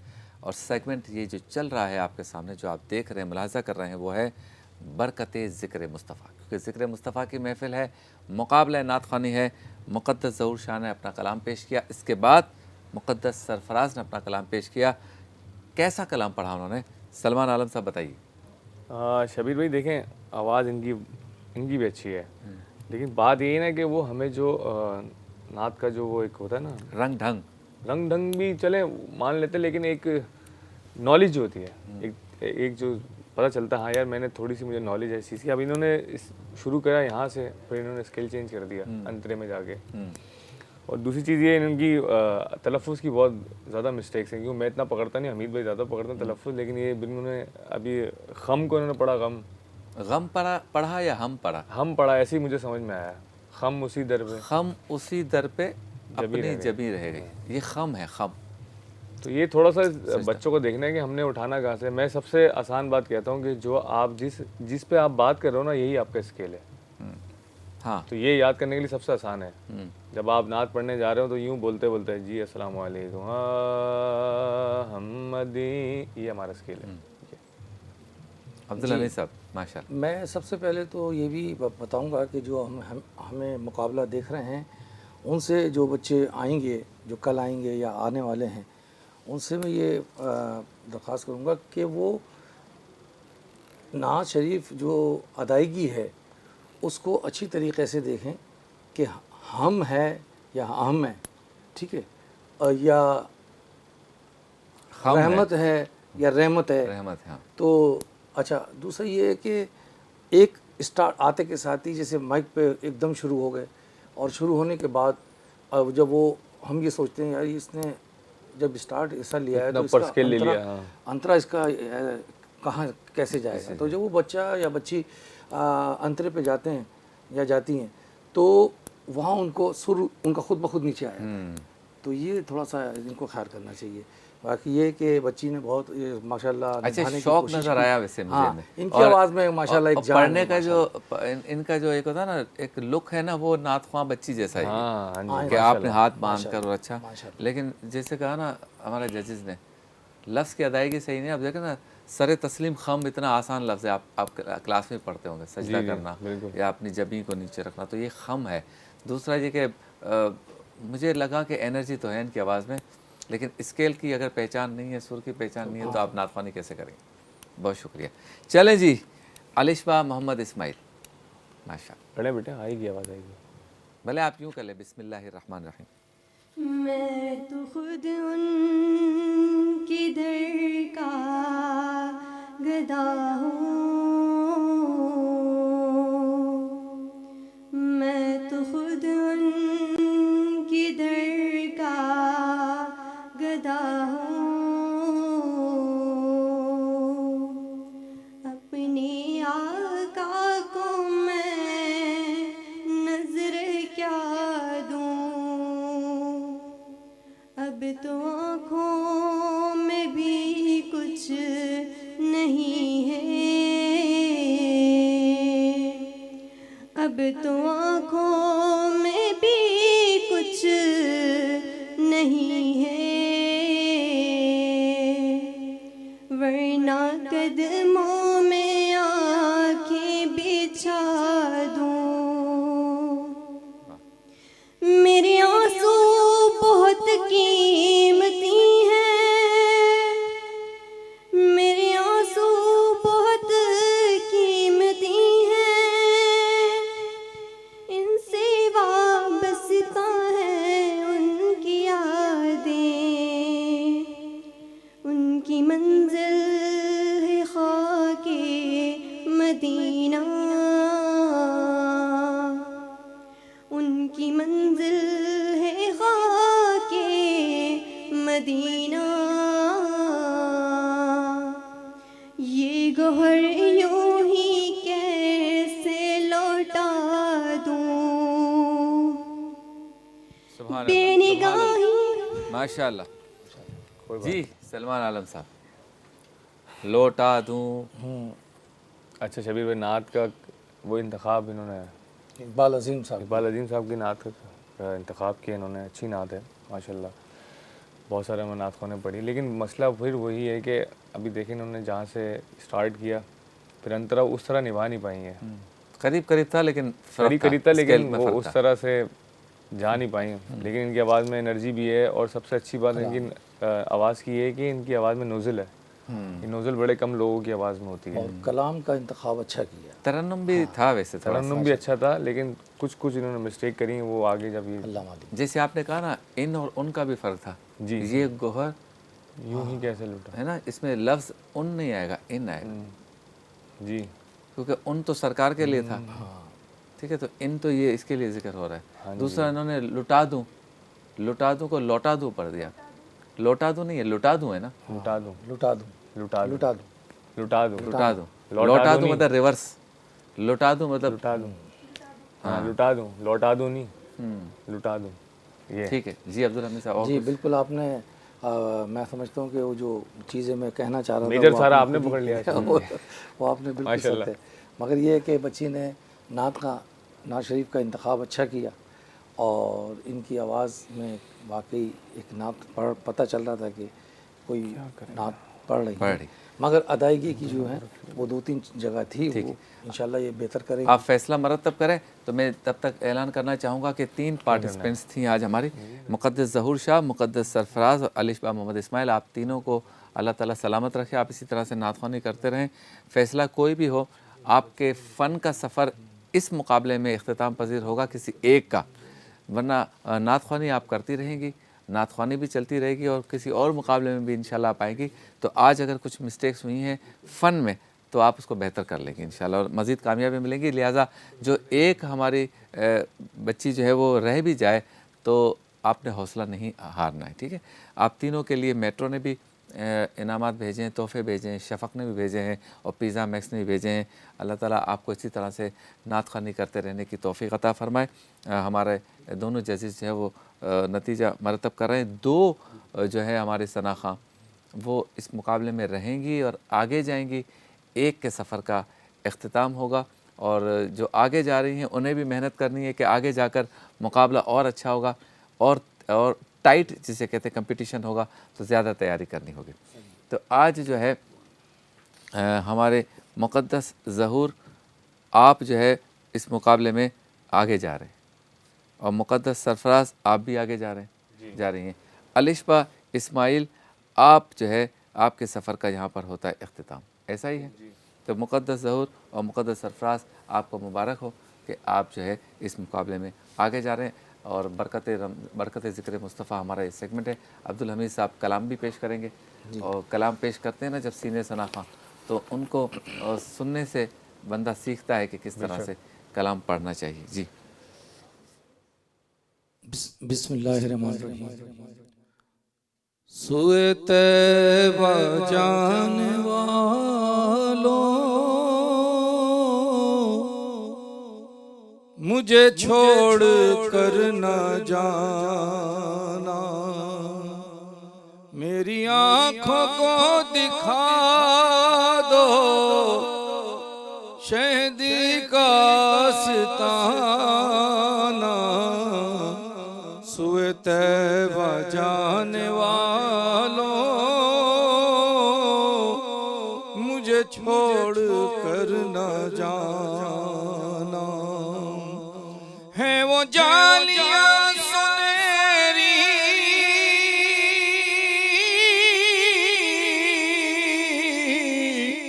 میری حسرتوں کا محور, وہ سنبھالا مجھ کو دیں گے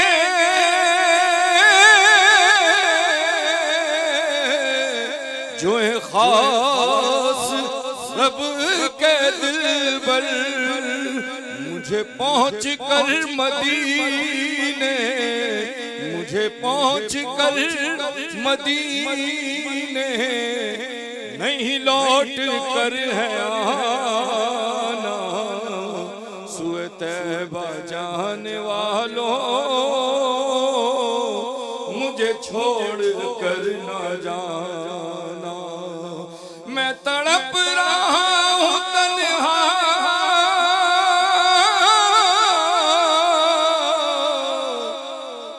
میری بے بسی تو دیکھو, میں اسیر رنج و غم ہوں,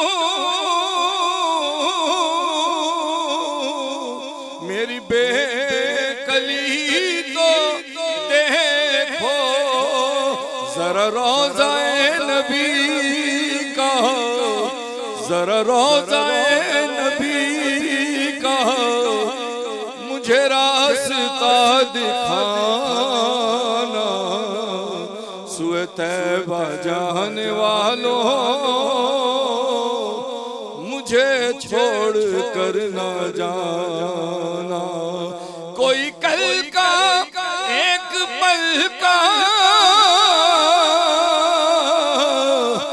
نہیں کچھ بھی ہے بھروسہ, مجھے ہم سفر بنا لو کہیں رہنا جاؤں پیاسا. در مصطفیٰ ہے عشرت, در مصطفیٰ ہے عشرت میرا آخری. خوش آمدید. برکت رمضان کی آپ نشریات دیکھ رہے ہیں. اب چلتے ہیں اس سیگمنٹ کی جانب جس میں ہمارے ساتھ علماء ہوتے ہیں, ان سے اب ایک خاص موضوع پر گفتگو کرتے ہیں. اور آج کا ہمارا موضوع حضرت خدیجہ الکبریٰ رضی اللہ تعالی عنہا, اور ساتھ ساتھ ہمارے ساتھ ثنا خاں ہوتے ہیں, ان سے ہم عقیدت کے پھول وہ نچھاور کرتے ہیں, سنتے ہیں. سیگمنٹ کا نام ہے بزم علم و عقیدت. तेरे सरकार मेरी मेरे आका बनाए रखना। दो प्यारी प्यारी बच्चियां हमारे साथ हैं, उनसे अब हम सुनेंगे कलाम। अस्सलाम वालेकुम। वालेकुम अस्सलाम। आपका क्या नाम है? अलमदा। आलिमता। आपका क्या नाम है बेटा? अरबिश। अरबिश। कलाम सुनाएंगे? चले सुनाइए। उनका मंगता हूँ जो मंगता नहीं होने देते, उनका मंगता हूँ जो मंगता नहीं होने देते, ये हवाले मुझे रुसवा नहीं होने देते, ये हवाले मुझे रुसवा नहीं होने देते, उनका मंगता हूँ जो मंगता नहीं होने देते, मेरे हर ऐब की करते हैं वो पर्दा पोशी, मेरे हर ऐब की करते हैं वो पर्दा पोशी, मेरे जुर्मों का तमाशा नहीं होने देते, उनका मंगता हूँ जो मंगता नहीं होने देते, अपने मंगतों की वो फहरिस्त में रखते हैं मुझे, अपने मंगतों की वो फहरिस्त में रखते हैं मुझे, मुझको मोहताज किसी का नहीं होने देते, मुझको मोहताज किसी का नहीं होने देते, है ये ईमान के लौहद में आएंगे मेरी, है ये ईमान के आएंगे लौहद में मेरी, है ये ईमान के आएंगे लौहद में मेरी, अपने मंगतों को वो तन्हा नहीं होने देते, अपने मंगतों को वो तन्हा नहीं होने देते। माशाल्लाह, बहुत अच्छा पढ़ा आपने। किसने सिखाया आपको? हमने खुद प्रैक्टिस की थी। अच्छा माशाल्लाह। कितने दिन प्रैक्टिस की थी? हमने नादिर भाई है ना, उनके दोस्त थे तलत भाई, हम लोग रबी अव्वल पे जाते ऑफ है। जी जी नहीं ऑन है। हम लोग रबी अव्वल पे जाते थे तलत भाई के पास, दस्तरखान गौसे आज़म का, वहाँ पे हम लोग रबी अव्वल पे प्रैक्टिस करने जाते थे। तो मेरे चाचू मुझे ले जाते थे, चाचू एसी लेकर जाते थे, तो मैं नात पढ़ते पढ़ते वहाँ पे भी फेमस हो गई थी। वहाँ पे मुझे बुलाया था, वहाँ पे हर साल मुझे बुलाते हैं कि अपनी भतीजी को ले आओ, अपनी भतीजी को ले आप आओ। बहुत अच्छा पढ़ते हैं दोनों, ठीक है। इसी तरह नाज शरीफ पढ़ते रहना, ठीक है। दो बेटा मैं, बहुत शुक्रिया जी। अहमद रज़ा, اللہم صلی علی سیدنا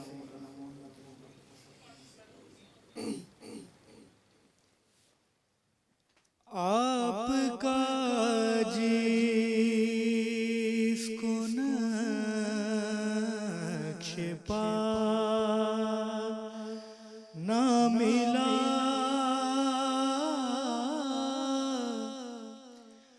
آپ کا جس کو نقش پا نہ ملا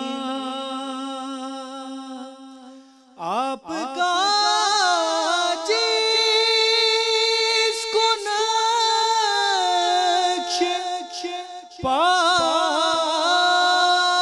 نہ ملا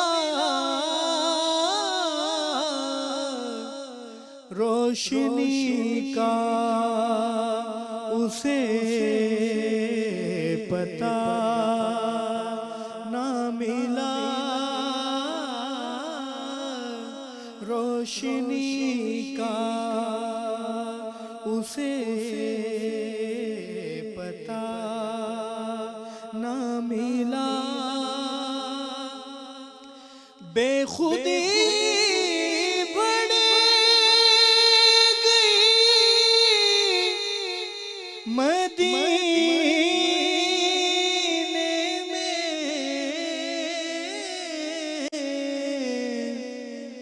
وہ ملے تو میرا پتا نہ ملا وہ ملے تو میرا پتا نہ ملا وہ رہا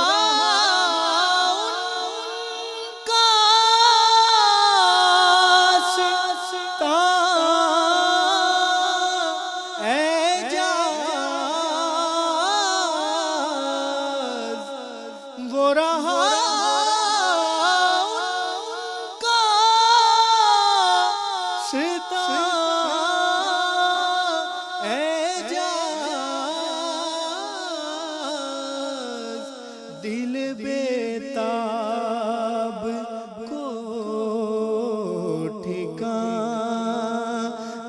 ملا دل بیتاب کو ٹھکانہ ملا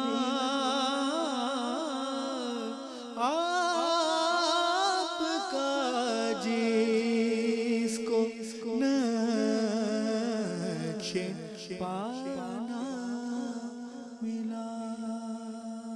سبحان اللہ سبحان اللہ. جی ماشاء اللہ. درود پاک پڑھیے. السلام علیکم یا سیدی.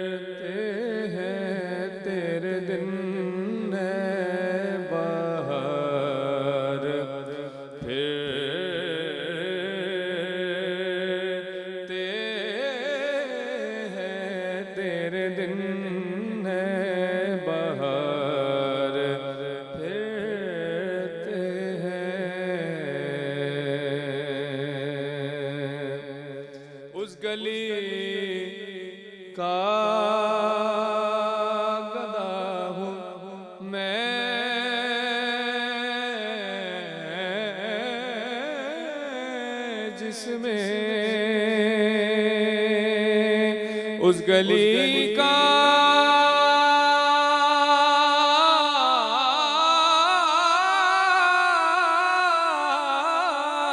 گدا ہوں میں جس میں مانگتے تاجدار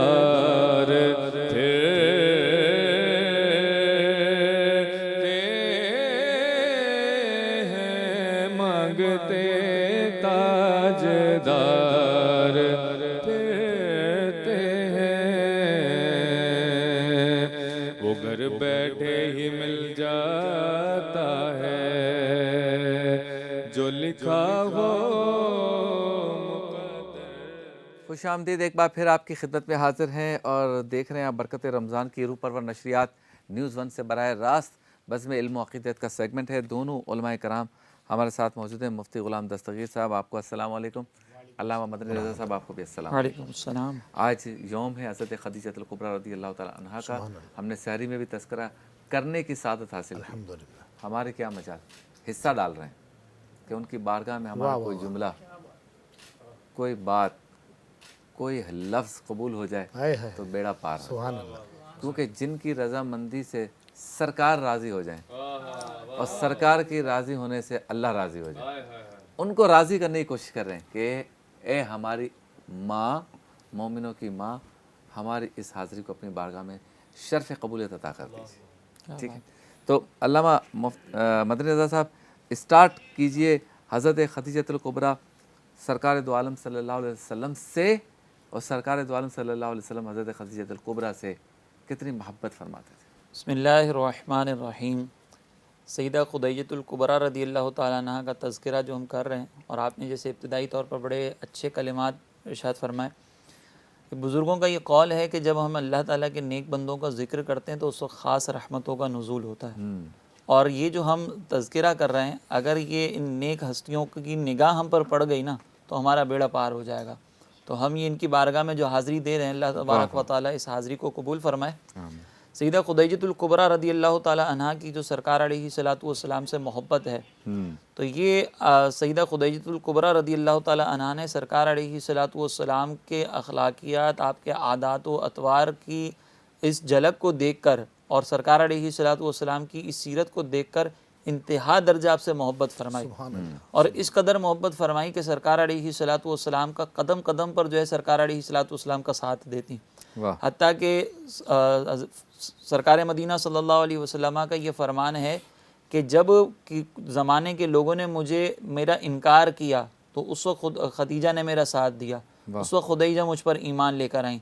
जब लोग मुझसे दूर भाग रहे थे तो वो वक्त सैयदा खुदैजतुल कुबरा जो है वो अपना माल मुझ पर खर्च कर रही थी। मुझे किसी के माल से इतना नफ़ा नहीं हुआ जितना खुदैजा के माल से मुझे नफ़ा हासिल हुआ। इसी तरीके से हम देखते हैं कि जब सरकार अलैहिस्सलातु वस्सलाम के जो इब्तिदाई अय्याम थे वही के, तो उस वक्त भी खुदैजतुल कुबरा रज़ियल्लाहु ताला अन्हा ने सरकार अलैहिस्सलातु वस्सलाम को दिलासा देते हुए आपके अखलाकी जो उमूर थे उनको ज़िक्र किया कि या रसूलल्लाह ये कैसे हो सकता है कि अल्लाह तबारक व तआला आपको हलाक फरमाए, हालांकि आप तो मिस्कीनों का दर्द बांटने वाले हैं, ज़रूरतमंदों का बोझ उठाने वाले हैं।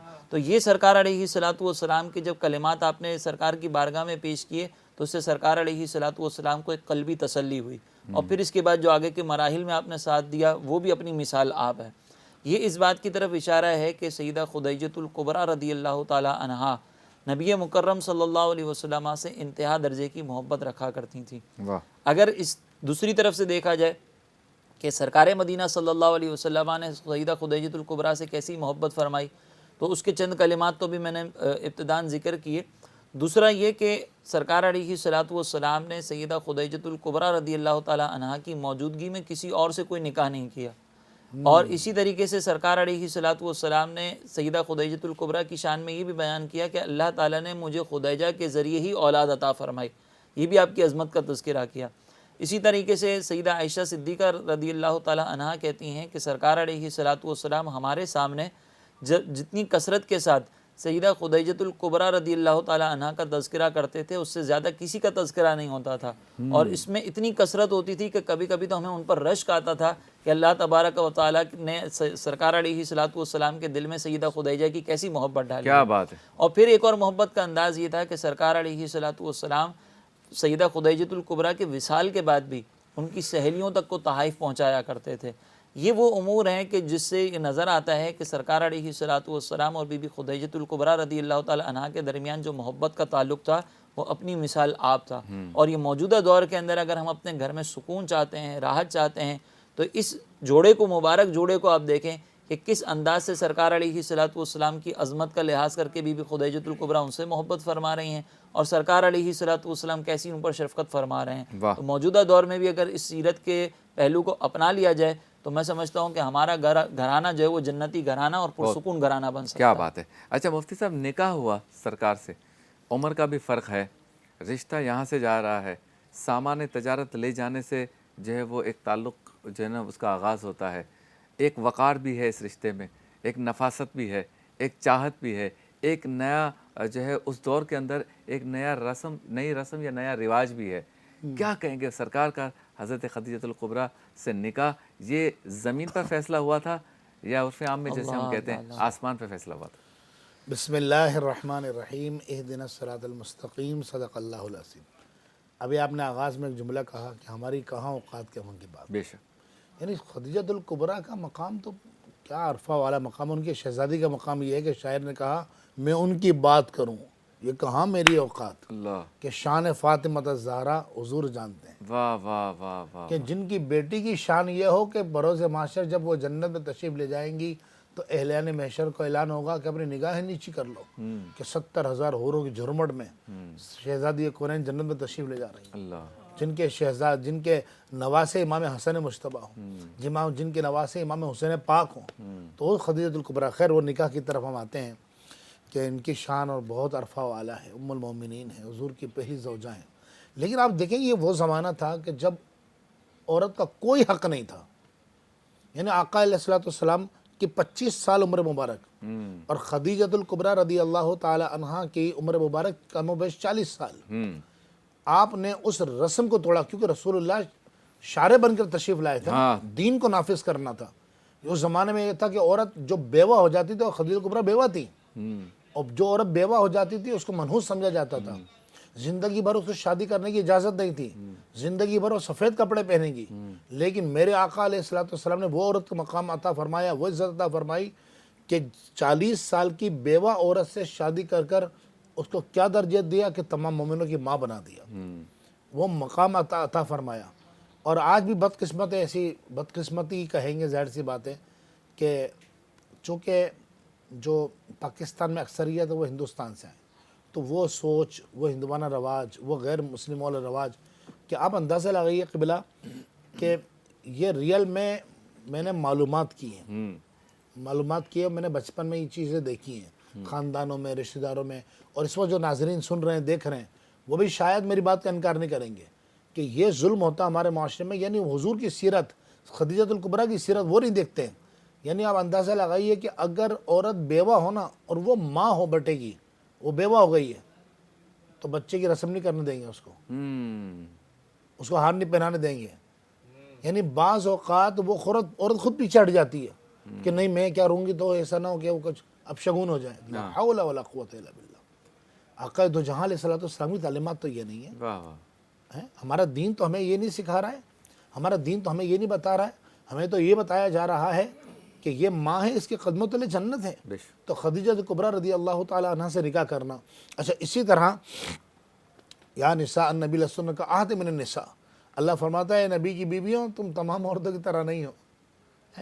تو ام المومنین سیدتنا خدیجہ الکبریٰ رضی اللہ تعالی عنہ، آپ دیکھیں انسان مطلب جو نکاح ہوا نا، مرد جب نکاح کرتا ہے، عورت جب نکاح کرتی ہے، یعنی مرد کسی عورت کو پسند کرے گا تو پہلے نمبر پر بدقسمتی ہے. یہ پہلے نمبر پہ وہ دیکھتا ہے کہ اس کی صورت کیسی ہے، حسن کیسا ہے، ظاہری صورت کو دیکھتا ہے.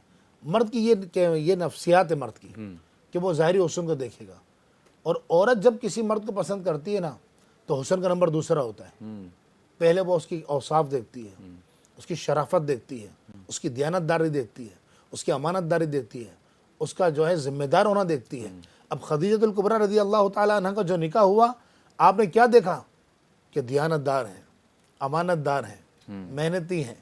آقا دو جہاں علیہ الصلوۃ والسلام کی ذات اقدس کے بارے میں کیا دیکھا خدیجۃ الکبریٰ نے، ام المومنین نے، کہ رسول اللہ غم کھانے والے ہیں. آپ دیکھیں نا، یعنی تعریف کیا حضرت، آپ کو دنیا اچھا بول رہی ہے. آپ علامہ ہیں، فاہمہ ہیں، ڈاکٹر ہیں، پروفیسر ہیں، انجینئر ہیں، مفتی ہیں، عالم ہیں، قاری ہیں، جو بھی ہیں، قبلہ بیوی تعریف کر رہے ہیں تب مزیداری ہے कि बीवी खलवतों की तन्हाइयों की साथी होती है। उसको पता होता है मेरा शौहर कितना नेक है, उसको पता होता है कि मेरा शौहर कितना मुत्तकी है, कितना डॉक्टर है, कितना ये भी कह सकते हैं कितना डॉक्टर है, कितना जो है ना क्या नाम है वो तन्हाई के अंदर कितना पाकीज़ा रहता है, कितना नमाजी है, कितना परहेजगार है, कितना आशिक रसूल है, उसको पता होता है। अब आप सोचिए कि तन्हाई में जब वो एक रिवायत में आता है कि हुज़ूर अलैहिस्सलाम एक मरतबा किसी कहीं से तशरीफ़ लाए और ये वो ज़माना था कि जो बेइज्जत नहीं हुई थी, और हुज़ूर अलैहिस्सलाम तशरीफ़ लाए और सर से लेकर पाँव तक चादर ज़ेबतन फरमाई और लेट गए। सुभान। उम्मुल मोमिनीन समझ गई। बीवी जो होती है ना वो मिजाज सनाश होती है, उसको पता होता है कि मेरे शौहर का मिजाज कैसा है। तो वो सईदा आई और हुजूर की बारगाह में आकर कहा कि क्या हो गया है। हुजूर अलैहिस्सलाम फरमाया आज मैं एक घाटी में गया तो मैंने क्या देखा, अल्लाह अकबर, एक सुभान अल्लाह क्या शान है मेरे आका की। हुजूर ने फरमाया मैंने देखा कि वहाँ कुछ लोग हैं, उनके पास ना खाने को है ना पीने को है, उनके पास ना कपड़े हैं, तो ना मेरे पास कुछ था, मेरे पास भी कुछ नहीं था। खदीजा कहने लगे आप परेशान ना हो, आप जाइए मक्के के सरदारों को बुला कर लाइए। हुजूर इस्लाम मक्के के सरदारों को बुला कर लाए। जितनी अशरफिया थी ना, उलमा ने लिखा 80,000 ऊँटों की मालिक थी सईदा। वाह वाह। फरमाया सारी अशरफ ढेर लगा दी। अशियों का इतनी अशरफियाँ थी कि रसूल जब उन अशरफों के पास बैठे तो हुजूर का कदम मुबारक नज़र नहीं आता था, चेहरा अनवर, यानी इतनी ऊँची अशरफ, इतनी ज़्यादा अशरफियाँ। और एहलियान मक्का को और सरदारों को गवाह बनाकर कहा तुम गवाह हो जाओ कि मैंने अपना माल मोहम्मद अरबी को दे दिया है। वाह वाह वाह, सुभान अल्लाह सुभान अल्लाह, क्या बात है। तो ज़रा हम असर की नमाज़ बारी बारी पढ़ लेते हैं, चलते हैं हम ब्रेक की जानिब, आप भी पढ़ लें, मुलाकात होती है मुख्तसर से वक्फे के लिए।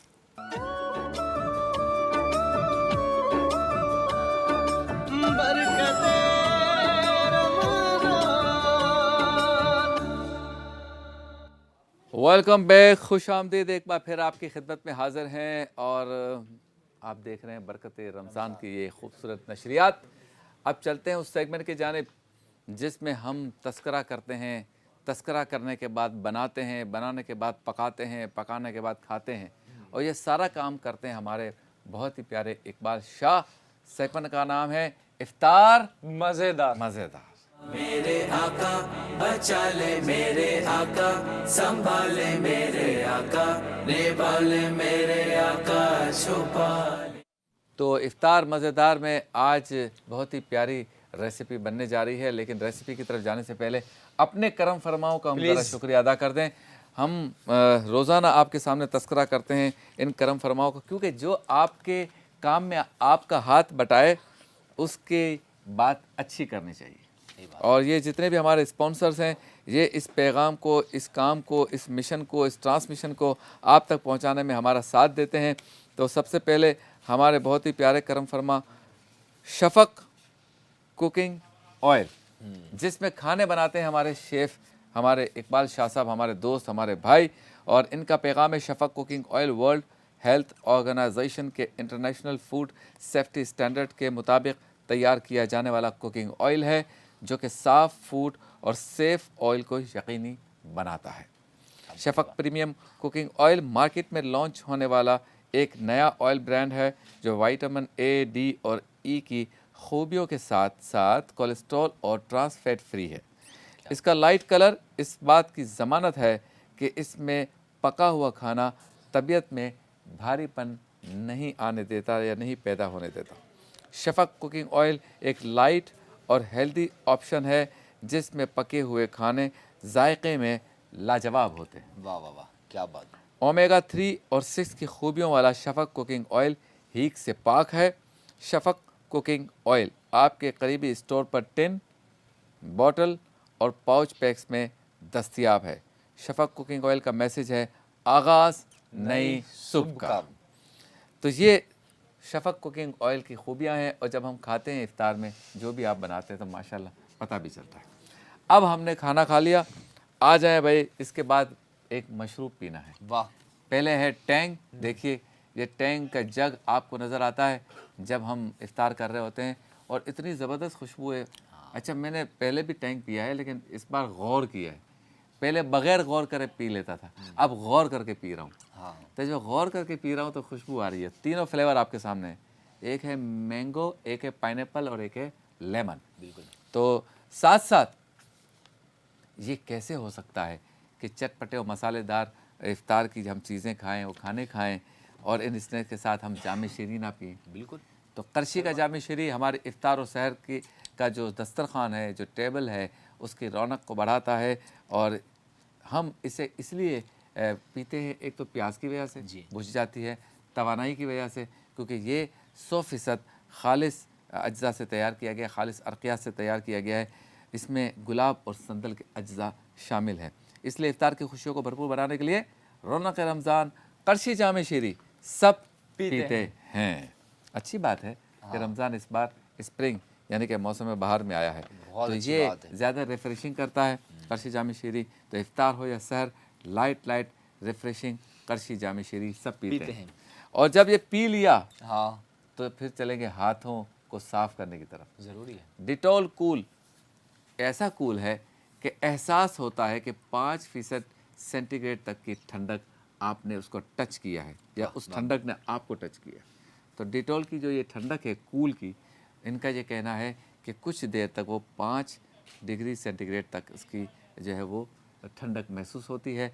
साथ ही 99.9% जरासीम को ख़त्म कर देता है।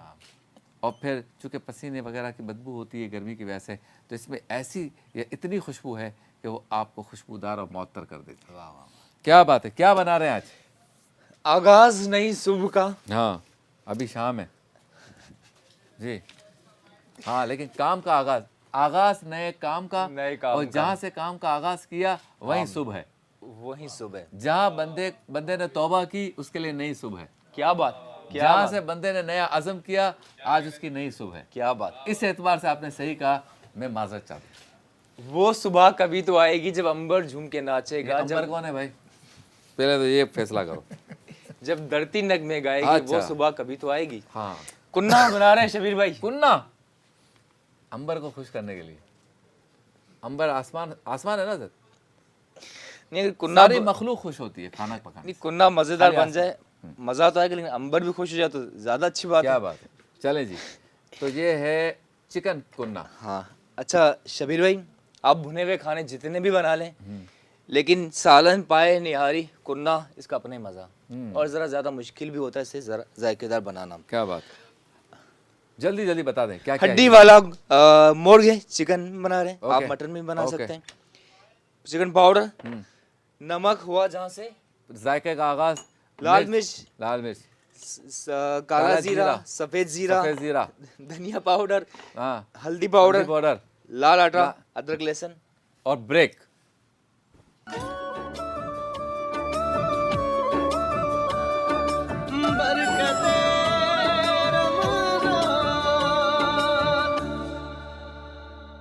खुश आमदीद, एक बार फिर आपकी खिदमत में हाजिर हैं और इफ्तार मज़ेदार के सेट पर हैं। बनने जा रहा है चिकन कुन्ना और बना रहे हैं हमारे इकबाल शाह। बज़्म इल्म व अक़ीदत में हज़रत खदीजतुल कुबरा रज़ी अल्लाह ताला अन्हा का तज़किरा हो रहा है। बनाना स्टार्ट कीजिए। शफ़क़ कुकिंग ऑयल भी है, इसके अंदर आपने प्याज भी डाल दी है जो गर्म हो रही है, लाल होने वाली है। बिल्कुल। अच्छा शबीर भाई, पहले 2 चम्मच ऐड किया जी, 1 टेबल स्पून मोर शफ़क़ कुकिंग ऑयल। और अनियन, प्याज को ब्राउन इसलिए किया जाता है ताकि इसकी मिठास ख़त्म हो जाए। और उसके बाद ही लहसुन अदरक पिसा हुआ 1 चम्मच। नॉर्मल आंच पे इसकी करनी है भुनाई। जब कलर आने लगे, प्याज का कच्चापन ख़त्म करना है आपने। उसके बाद हड्डी वाला आपने चिकन ऐड करना है, ठीक है जी। और इसी तरह बनाए इंशाल्लाह, बहुत मज़े का बनेगा। टैम्पटिंग वैसे बकरे में बहुत अच्छा बनता है। बकरे में? हाँ, मटन कुन्ना पाया भी बनाते हैं, लेकिन ये भी आपको मज़ा आएगा, ये गारंटी है। अच्छा, वैसे ये जो निहारी है और कुन्ना है, इसकी रेसिपी 19-20 फ़र्क है? और पाए, ये समझ लें कि बिटवीन दी निहारी एंड पाए कुन्ना है। और बिटवीन दी पाए एंड निहारी वो क्या है भाई? तीनों की रेसिपी मोर और लेस एक जैसी है, फर्क है? फर्क है। देखिए, निहारी में आटे को भून कर ऐड करते हैं। हाँ। और कुन्ने में लाल आटा यूज होता है पानी को डिसॉल्व करके। सही। लेकिन हम जब खाएंगे दोनों का टेक्सचर अलग फील होगा। पाए का प्रोसेस बिल्कुल अलग है, बहुत ज्यादा देर। पाए में मेरे ख्याल में नेचुरल चिकनाई होती है, नेचुरल होती है, थोड़ी सी क्रिएट की जाती है। हाँ, क्रिएट की जाती है। अच्छा, पाए में आटा यूज नहीं होता, उसकी थिकनेस जो आती है ना, بہت کم لوگوں کو پتہ ہے وہ کنسسٹنسی انین سے, پیاز سے اس کے اندر تھکنس آتی ہے, اور وہ اگر پیاز زیادہ ہو جائے تو پائے میٹھے ہو جاتے ہیں, مٹھاس بھی آ جاتی ہے. وہ پائے میٹھے اس وجہ سے نہیں ہوتے, گائے خود میٹھی ہوگی, اس کے اخلاق اچھے ہوں گے. کیا بات. اچھا جی, تو ہم چلتے ہیں اس سیگمنٹ کی جانب جس میں روزانہ ہم ایسی ہستیوں کا تذکرہ کرتے ہیں جو ہمیں سکھاتے اور بتاتے ہیں کہ اخلاق کیسا ہونا چاہیے, میٹھا کس طرح سے ہوا جاتا ہے, شیریں بیاں بندہ کیسے ہوتا ہے جب میٹھے کا تذکرہ ہو رہا ہے, اور وہ کون لوگ ہیں, وہ اللہ کے ولی ہیں. سیگمنٹ کا نام ہے اللہ کے ولی. دامان شفاعت میں چھپائے رکھنا. آج ہم ذکر کریں گے حضرت سعید بن زید رضی اللہ تعالیٰ عنہ کا. بہت زیادہ ان سے منسوب واقعات نہیں ہیں, بہت زیادہ ارشادات نہیں ہیں. اب اس کی وجہ ایک یہ ہو سکتی ہے, جو میں آپ کے ان کے خواص گنواؤں گا تو اس میں سے ایک خاصیت ایسی ہے جو مجھے اندازہ یہ ہے کہ شاید اس وجہ سے بہت زیادہ جو ہے ان کے واقعات یا جو ہے ان سے متعلق ارشادات نہیں ہیں. لوگ ان کو دیکھ دیکھ کے لکھ رہے تھے کہ حضرت سعید بن زید کیسے ہیں, کیا بات ہے. اب ان کی جو خاصیت ہے اس میں ایک ہے راہ خدا میں مال خرچ کرتے, خواہشات کو پورا کرنے سے بچتے تھے. سبحان اللہ. اس کا مطلب پتہ ہے کیا ہوا کہ ہمارے اساتذہ بھی ہمیں بتاتے تھے, سامنے ہی بیٹھے ہیں دو, تو کہ جب آپ کو کسی چیز کا دل چاہے نا, آپ آج شیطان سے کہو میں یہ نہیں کروں گا. مثال کے طور پر پائے کھانے کا دل کر رہا ہے, مثال کے طور پر زیادہ لذت والی چیز کھانے کو دل کر رہا ہے, آپ کو آج تو میں روزہ رکھوں گا, کر لے شیطان تیرے سے جو ہو سکتا ہے. جب دل چاہے نا برائی کی طرف جاؤں تو کہو اچھا آج میں 20 نوافل پڑھوں گا, کر لے شیطان تیرے سے جو ہو سکتا ہے. یعنی شیطان سے تھوڑا سا لڑائی کرو, نفس سے لڑائی کرو. یہی بات اس میں ہے کہ حضرت سیدنا سعید بن زید کی خصوصیات میں سے ایک خاصیت یہ تھی کہ خواہشات کو پورا کرنے سے ہمیشہ بچا کرتے تھے. کوئی خواہش دل میں آتی نہیں کروں. دوسرا یہ کہ جب اللہ کا معاملہ آ جاتا, اللہ عز و جل کا معاملہ آ جاتا, تو پھر کسی کی پرواہ نہیں کرتے تھے. 2 باتیں ہو گئی, 3 ہو گئی. رائے خدا میں مال خرچ کرنا, خواہشات کو پورا کرنے سے بچنا, اللہ کے معاملے میں کسی کی پرواہ نہ کرنا. دوسرا یہ کہ آپ کو سرکار دو عالم صلی اللہ علیہ وسلم کے فیضان سے, ان کے فیض سے رب تعالیٰ نے یہ کمال عطا کیا تھا کہ حضرت سعید بن زید جب بھی دعا کے لیے ہاتھ اٹھاتے وہ دعا قبول ہو جاتی. اس کو کیا کہتے ہیں, مستجاب الدعوات. مستجاب الدعوات. اس کے علاوہ آپ نے سیدنا عمر فاروق رضی اللہ تعالیٰ عنہ سے بھی پہلے اسلام قبول فرمایا, اسٹارٹ میں اسلام قبول فرمایا. جنگ بدر میں شریک ہوئے.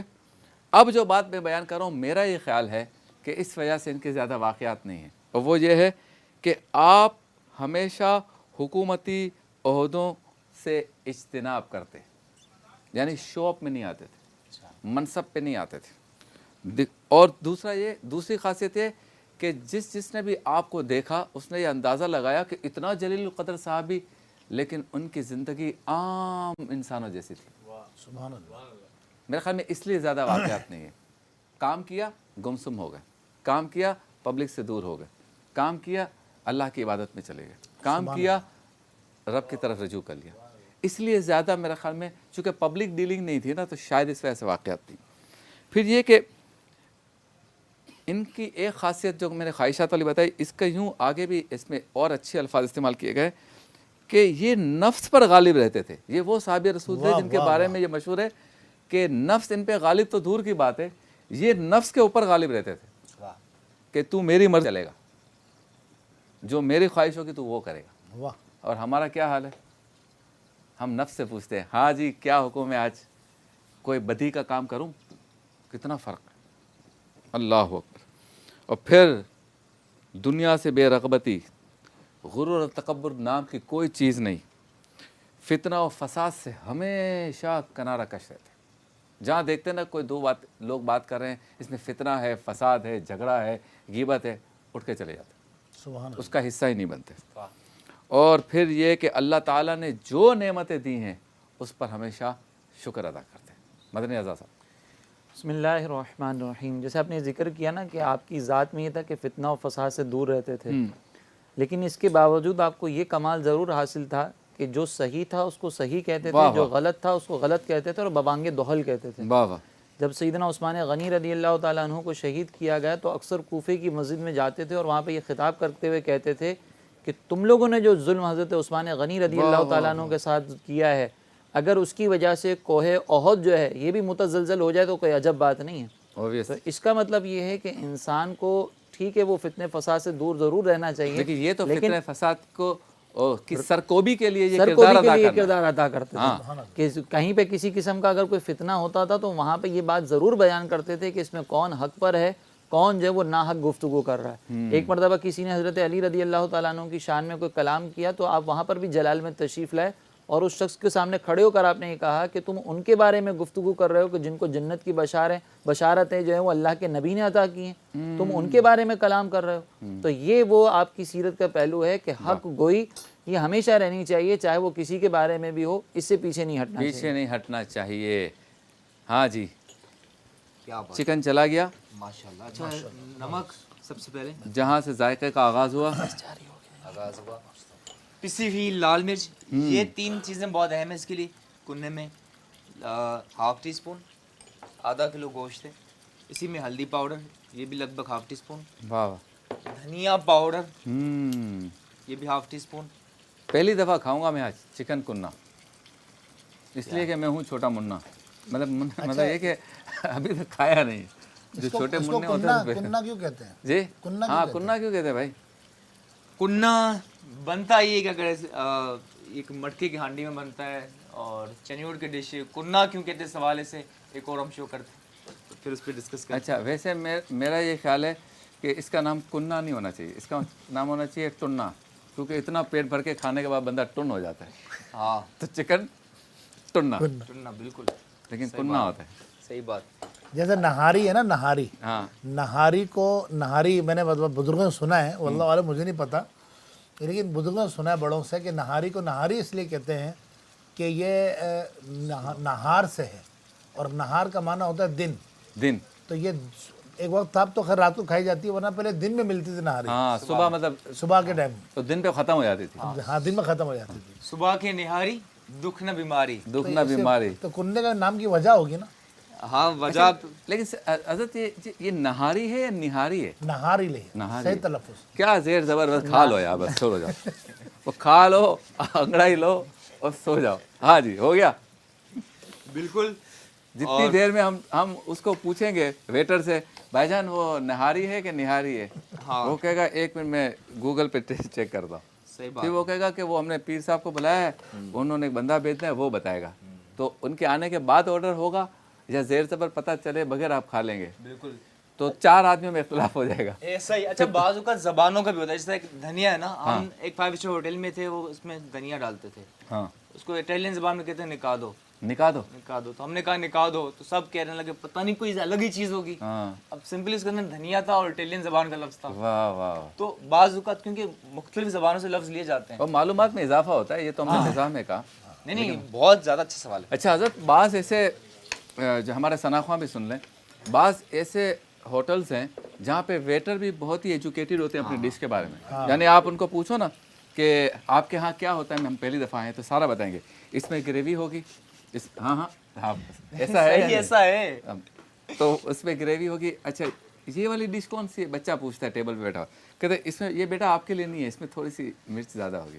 پھر آنٹی پوچھتی ہیں کہ اس میں کیا ہوگی، ہاں یہ آپ کی پسند ہے، کھٹاس، ہاں یہ لے آؤ، پورا اس کو اس کے سارے کیا کہتے ہیں انگریڈینٹس وہ پتہ ہوتے ہیں۔ تو ہر کام کو جب آپ کریں تو اس کے بارے میں معلومات ہونی چاہیے، بالکل، جیسے ہمارے ثنا خانوں کو سب پتہ ہوتا ہے ہاں کہ سر کیا ہے، اسکیل کیا ہے۔ اچھا، کھانے والوں کو بھی پتہ ہونا چاہیے کیا کھا رہے ہیں، کیا کھا رہے ہیں، زندگی بھر کھا رہے ہیں، پتہ ہی نہیں اس کا کیا فائدہ ہے، کیا نقصان ہے۔ ہاں، حلال ہاں، یہ بھی حلال کھانا ہے، حلال، اور پتہ ہو کہ باڈی کی کتنی ریکوائرمنٹ ہے، کتنی کیلوریز۔ پانی ڈال دیجیے۔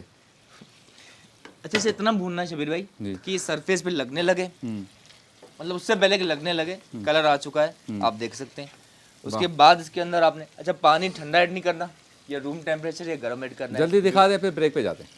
یہ دیکھیں، واہ واہ واہ واہ، کلر دیکھ رہے ہیں آپ، پانی جا رہا ہے، جب چاہیں بریک پہ چلے جائیں، ٹھیک ہے، واہ واہ واہ۔ اس کے بعد یہ آٹا وغیرہ سب جائے گا. ہاں بالکل بالکل. تو انتظار کرنا تاکہ یہ بوائلنگ پوائنٹ پر آ جائے. ملاقات ہوتی ہے مختصر سے وقفے کے بعد آئین پہ زور.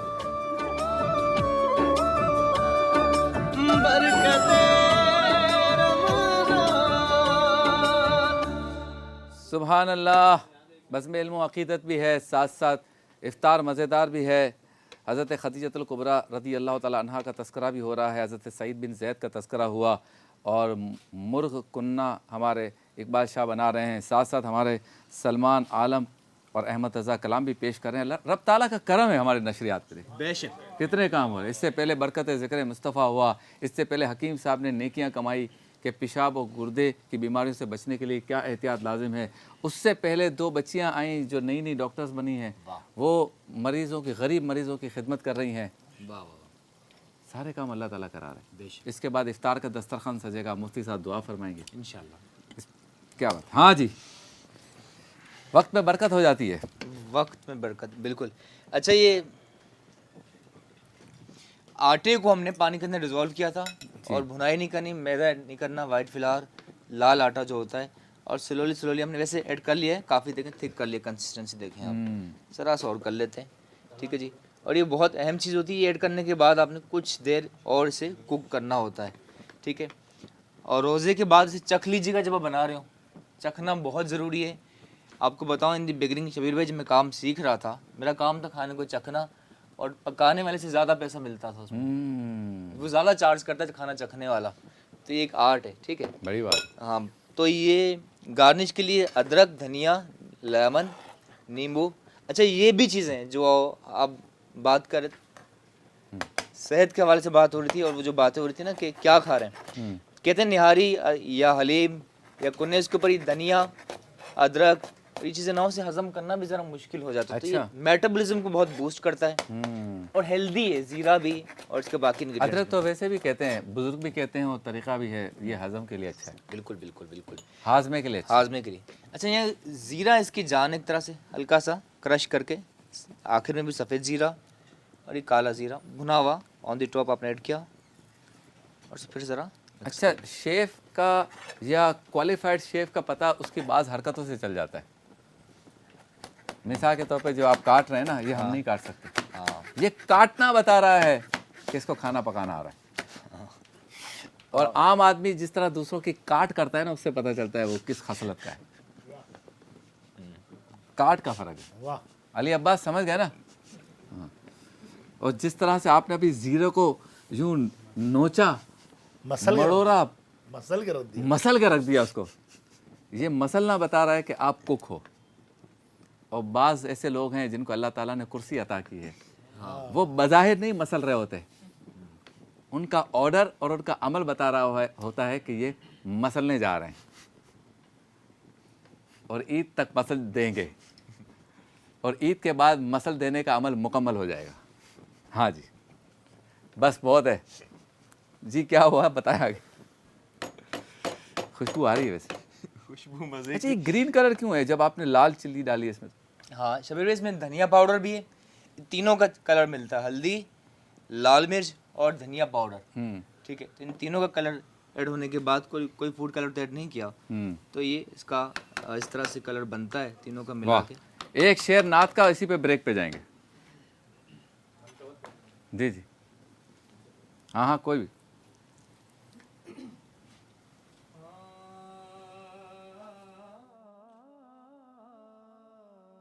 Mic break.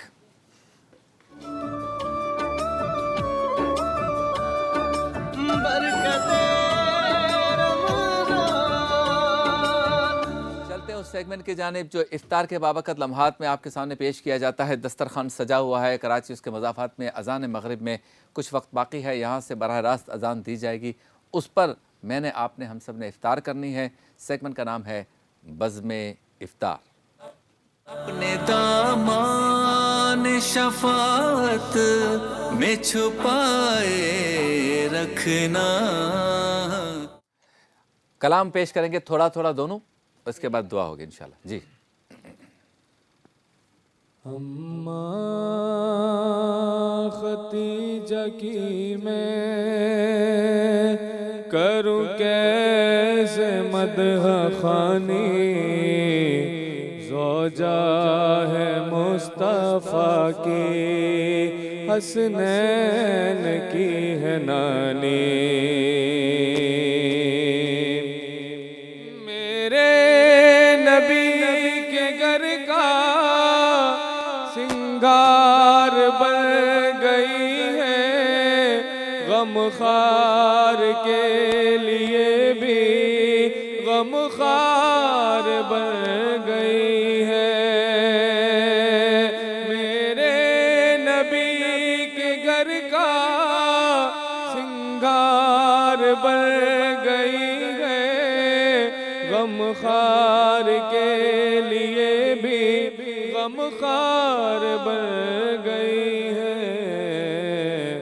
دکھ بانٹتی ہے اس کے وہ جو دین کا ہے بانی، زوجہ ہے مصطفیٰ کی، حسنین کی ہے نانی۔ کا دن ہم منا رہے ہیں تو اسی مناسبت سے منقبت، پھر دعا انشاءاللہ۔ ایک اور منقبت۔ وہ ہستی ہو خدیجہ کی، وہ زہرا ہو کہ زینب ہو، وہ ہستی ہو خدیجہ کی، وہ زہرا ہو کہ زینب ہو، گواہ قدسی ہے اے لوگو،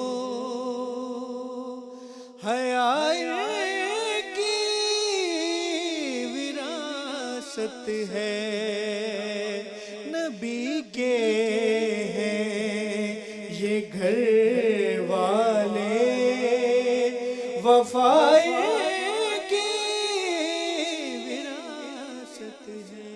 اللہم آمین۔ الرحمن الرحیم، اللہم صلی علی سیدنا مولانا محمد وبارک وسلم۔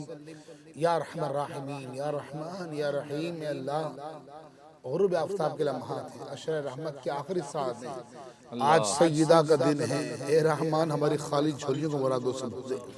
یا اللہ نہ روزے رکھ پائے، نہ تراویح سیدہ کر پائے، نہ عشرہ رحمت کا حق ادا کر پائے، اللہ ہماری کوتاہیوں کو معاف فرما دے۔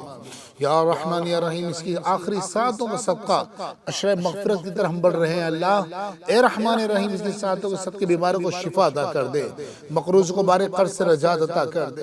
یا اللہ یا رحمان یا رحیم ہماری حتمی بخشش و مغفرت فرما، ہمارے والدین کی بخشش و مغفرت فرما۔ اے اللہ عشرہ رحمت کے الوداعی ساعتوں کے صدقے اے اللہ ملک پاکستان کو عزت عطا فرما، پاکستان کو عروج اور بلندیاں عطا فرما۔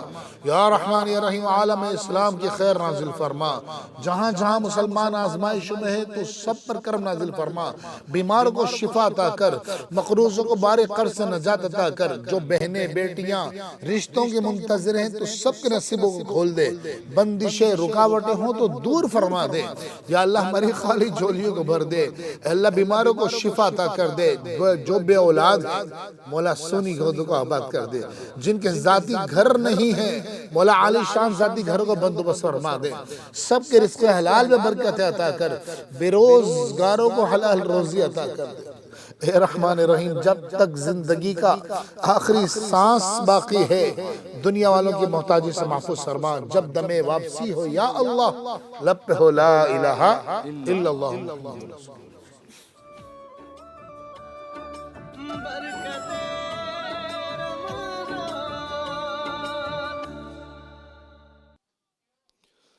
اللہ اکبر اللہ اکبر، اللہ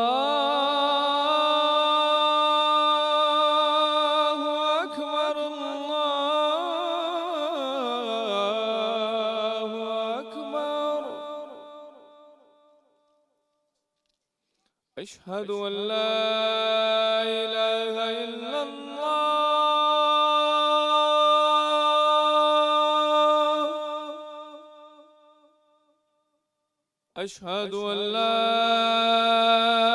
إله إلا الله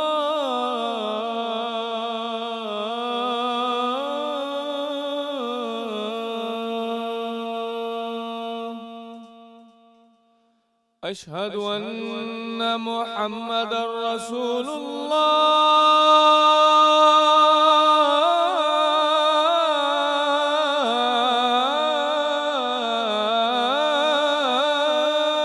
الله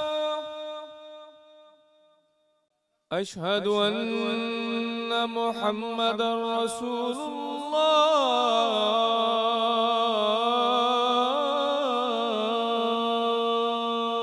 الله حي على الصلاة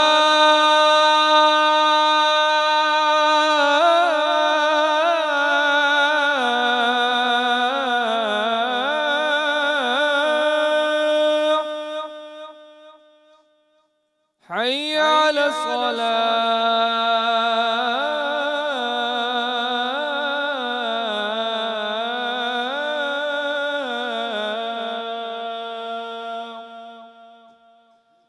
حي على الفلاح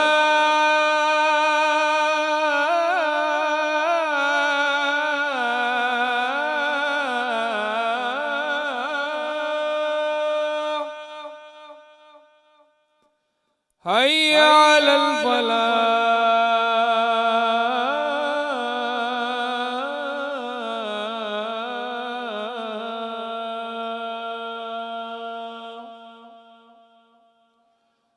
الله أكبر الله أكبر لا إله إلا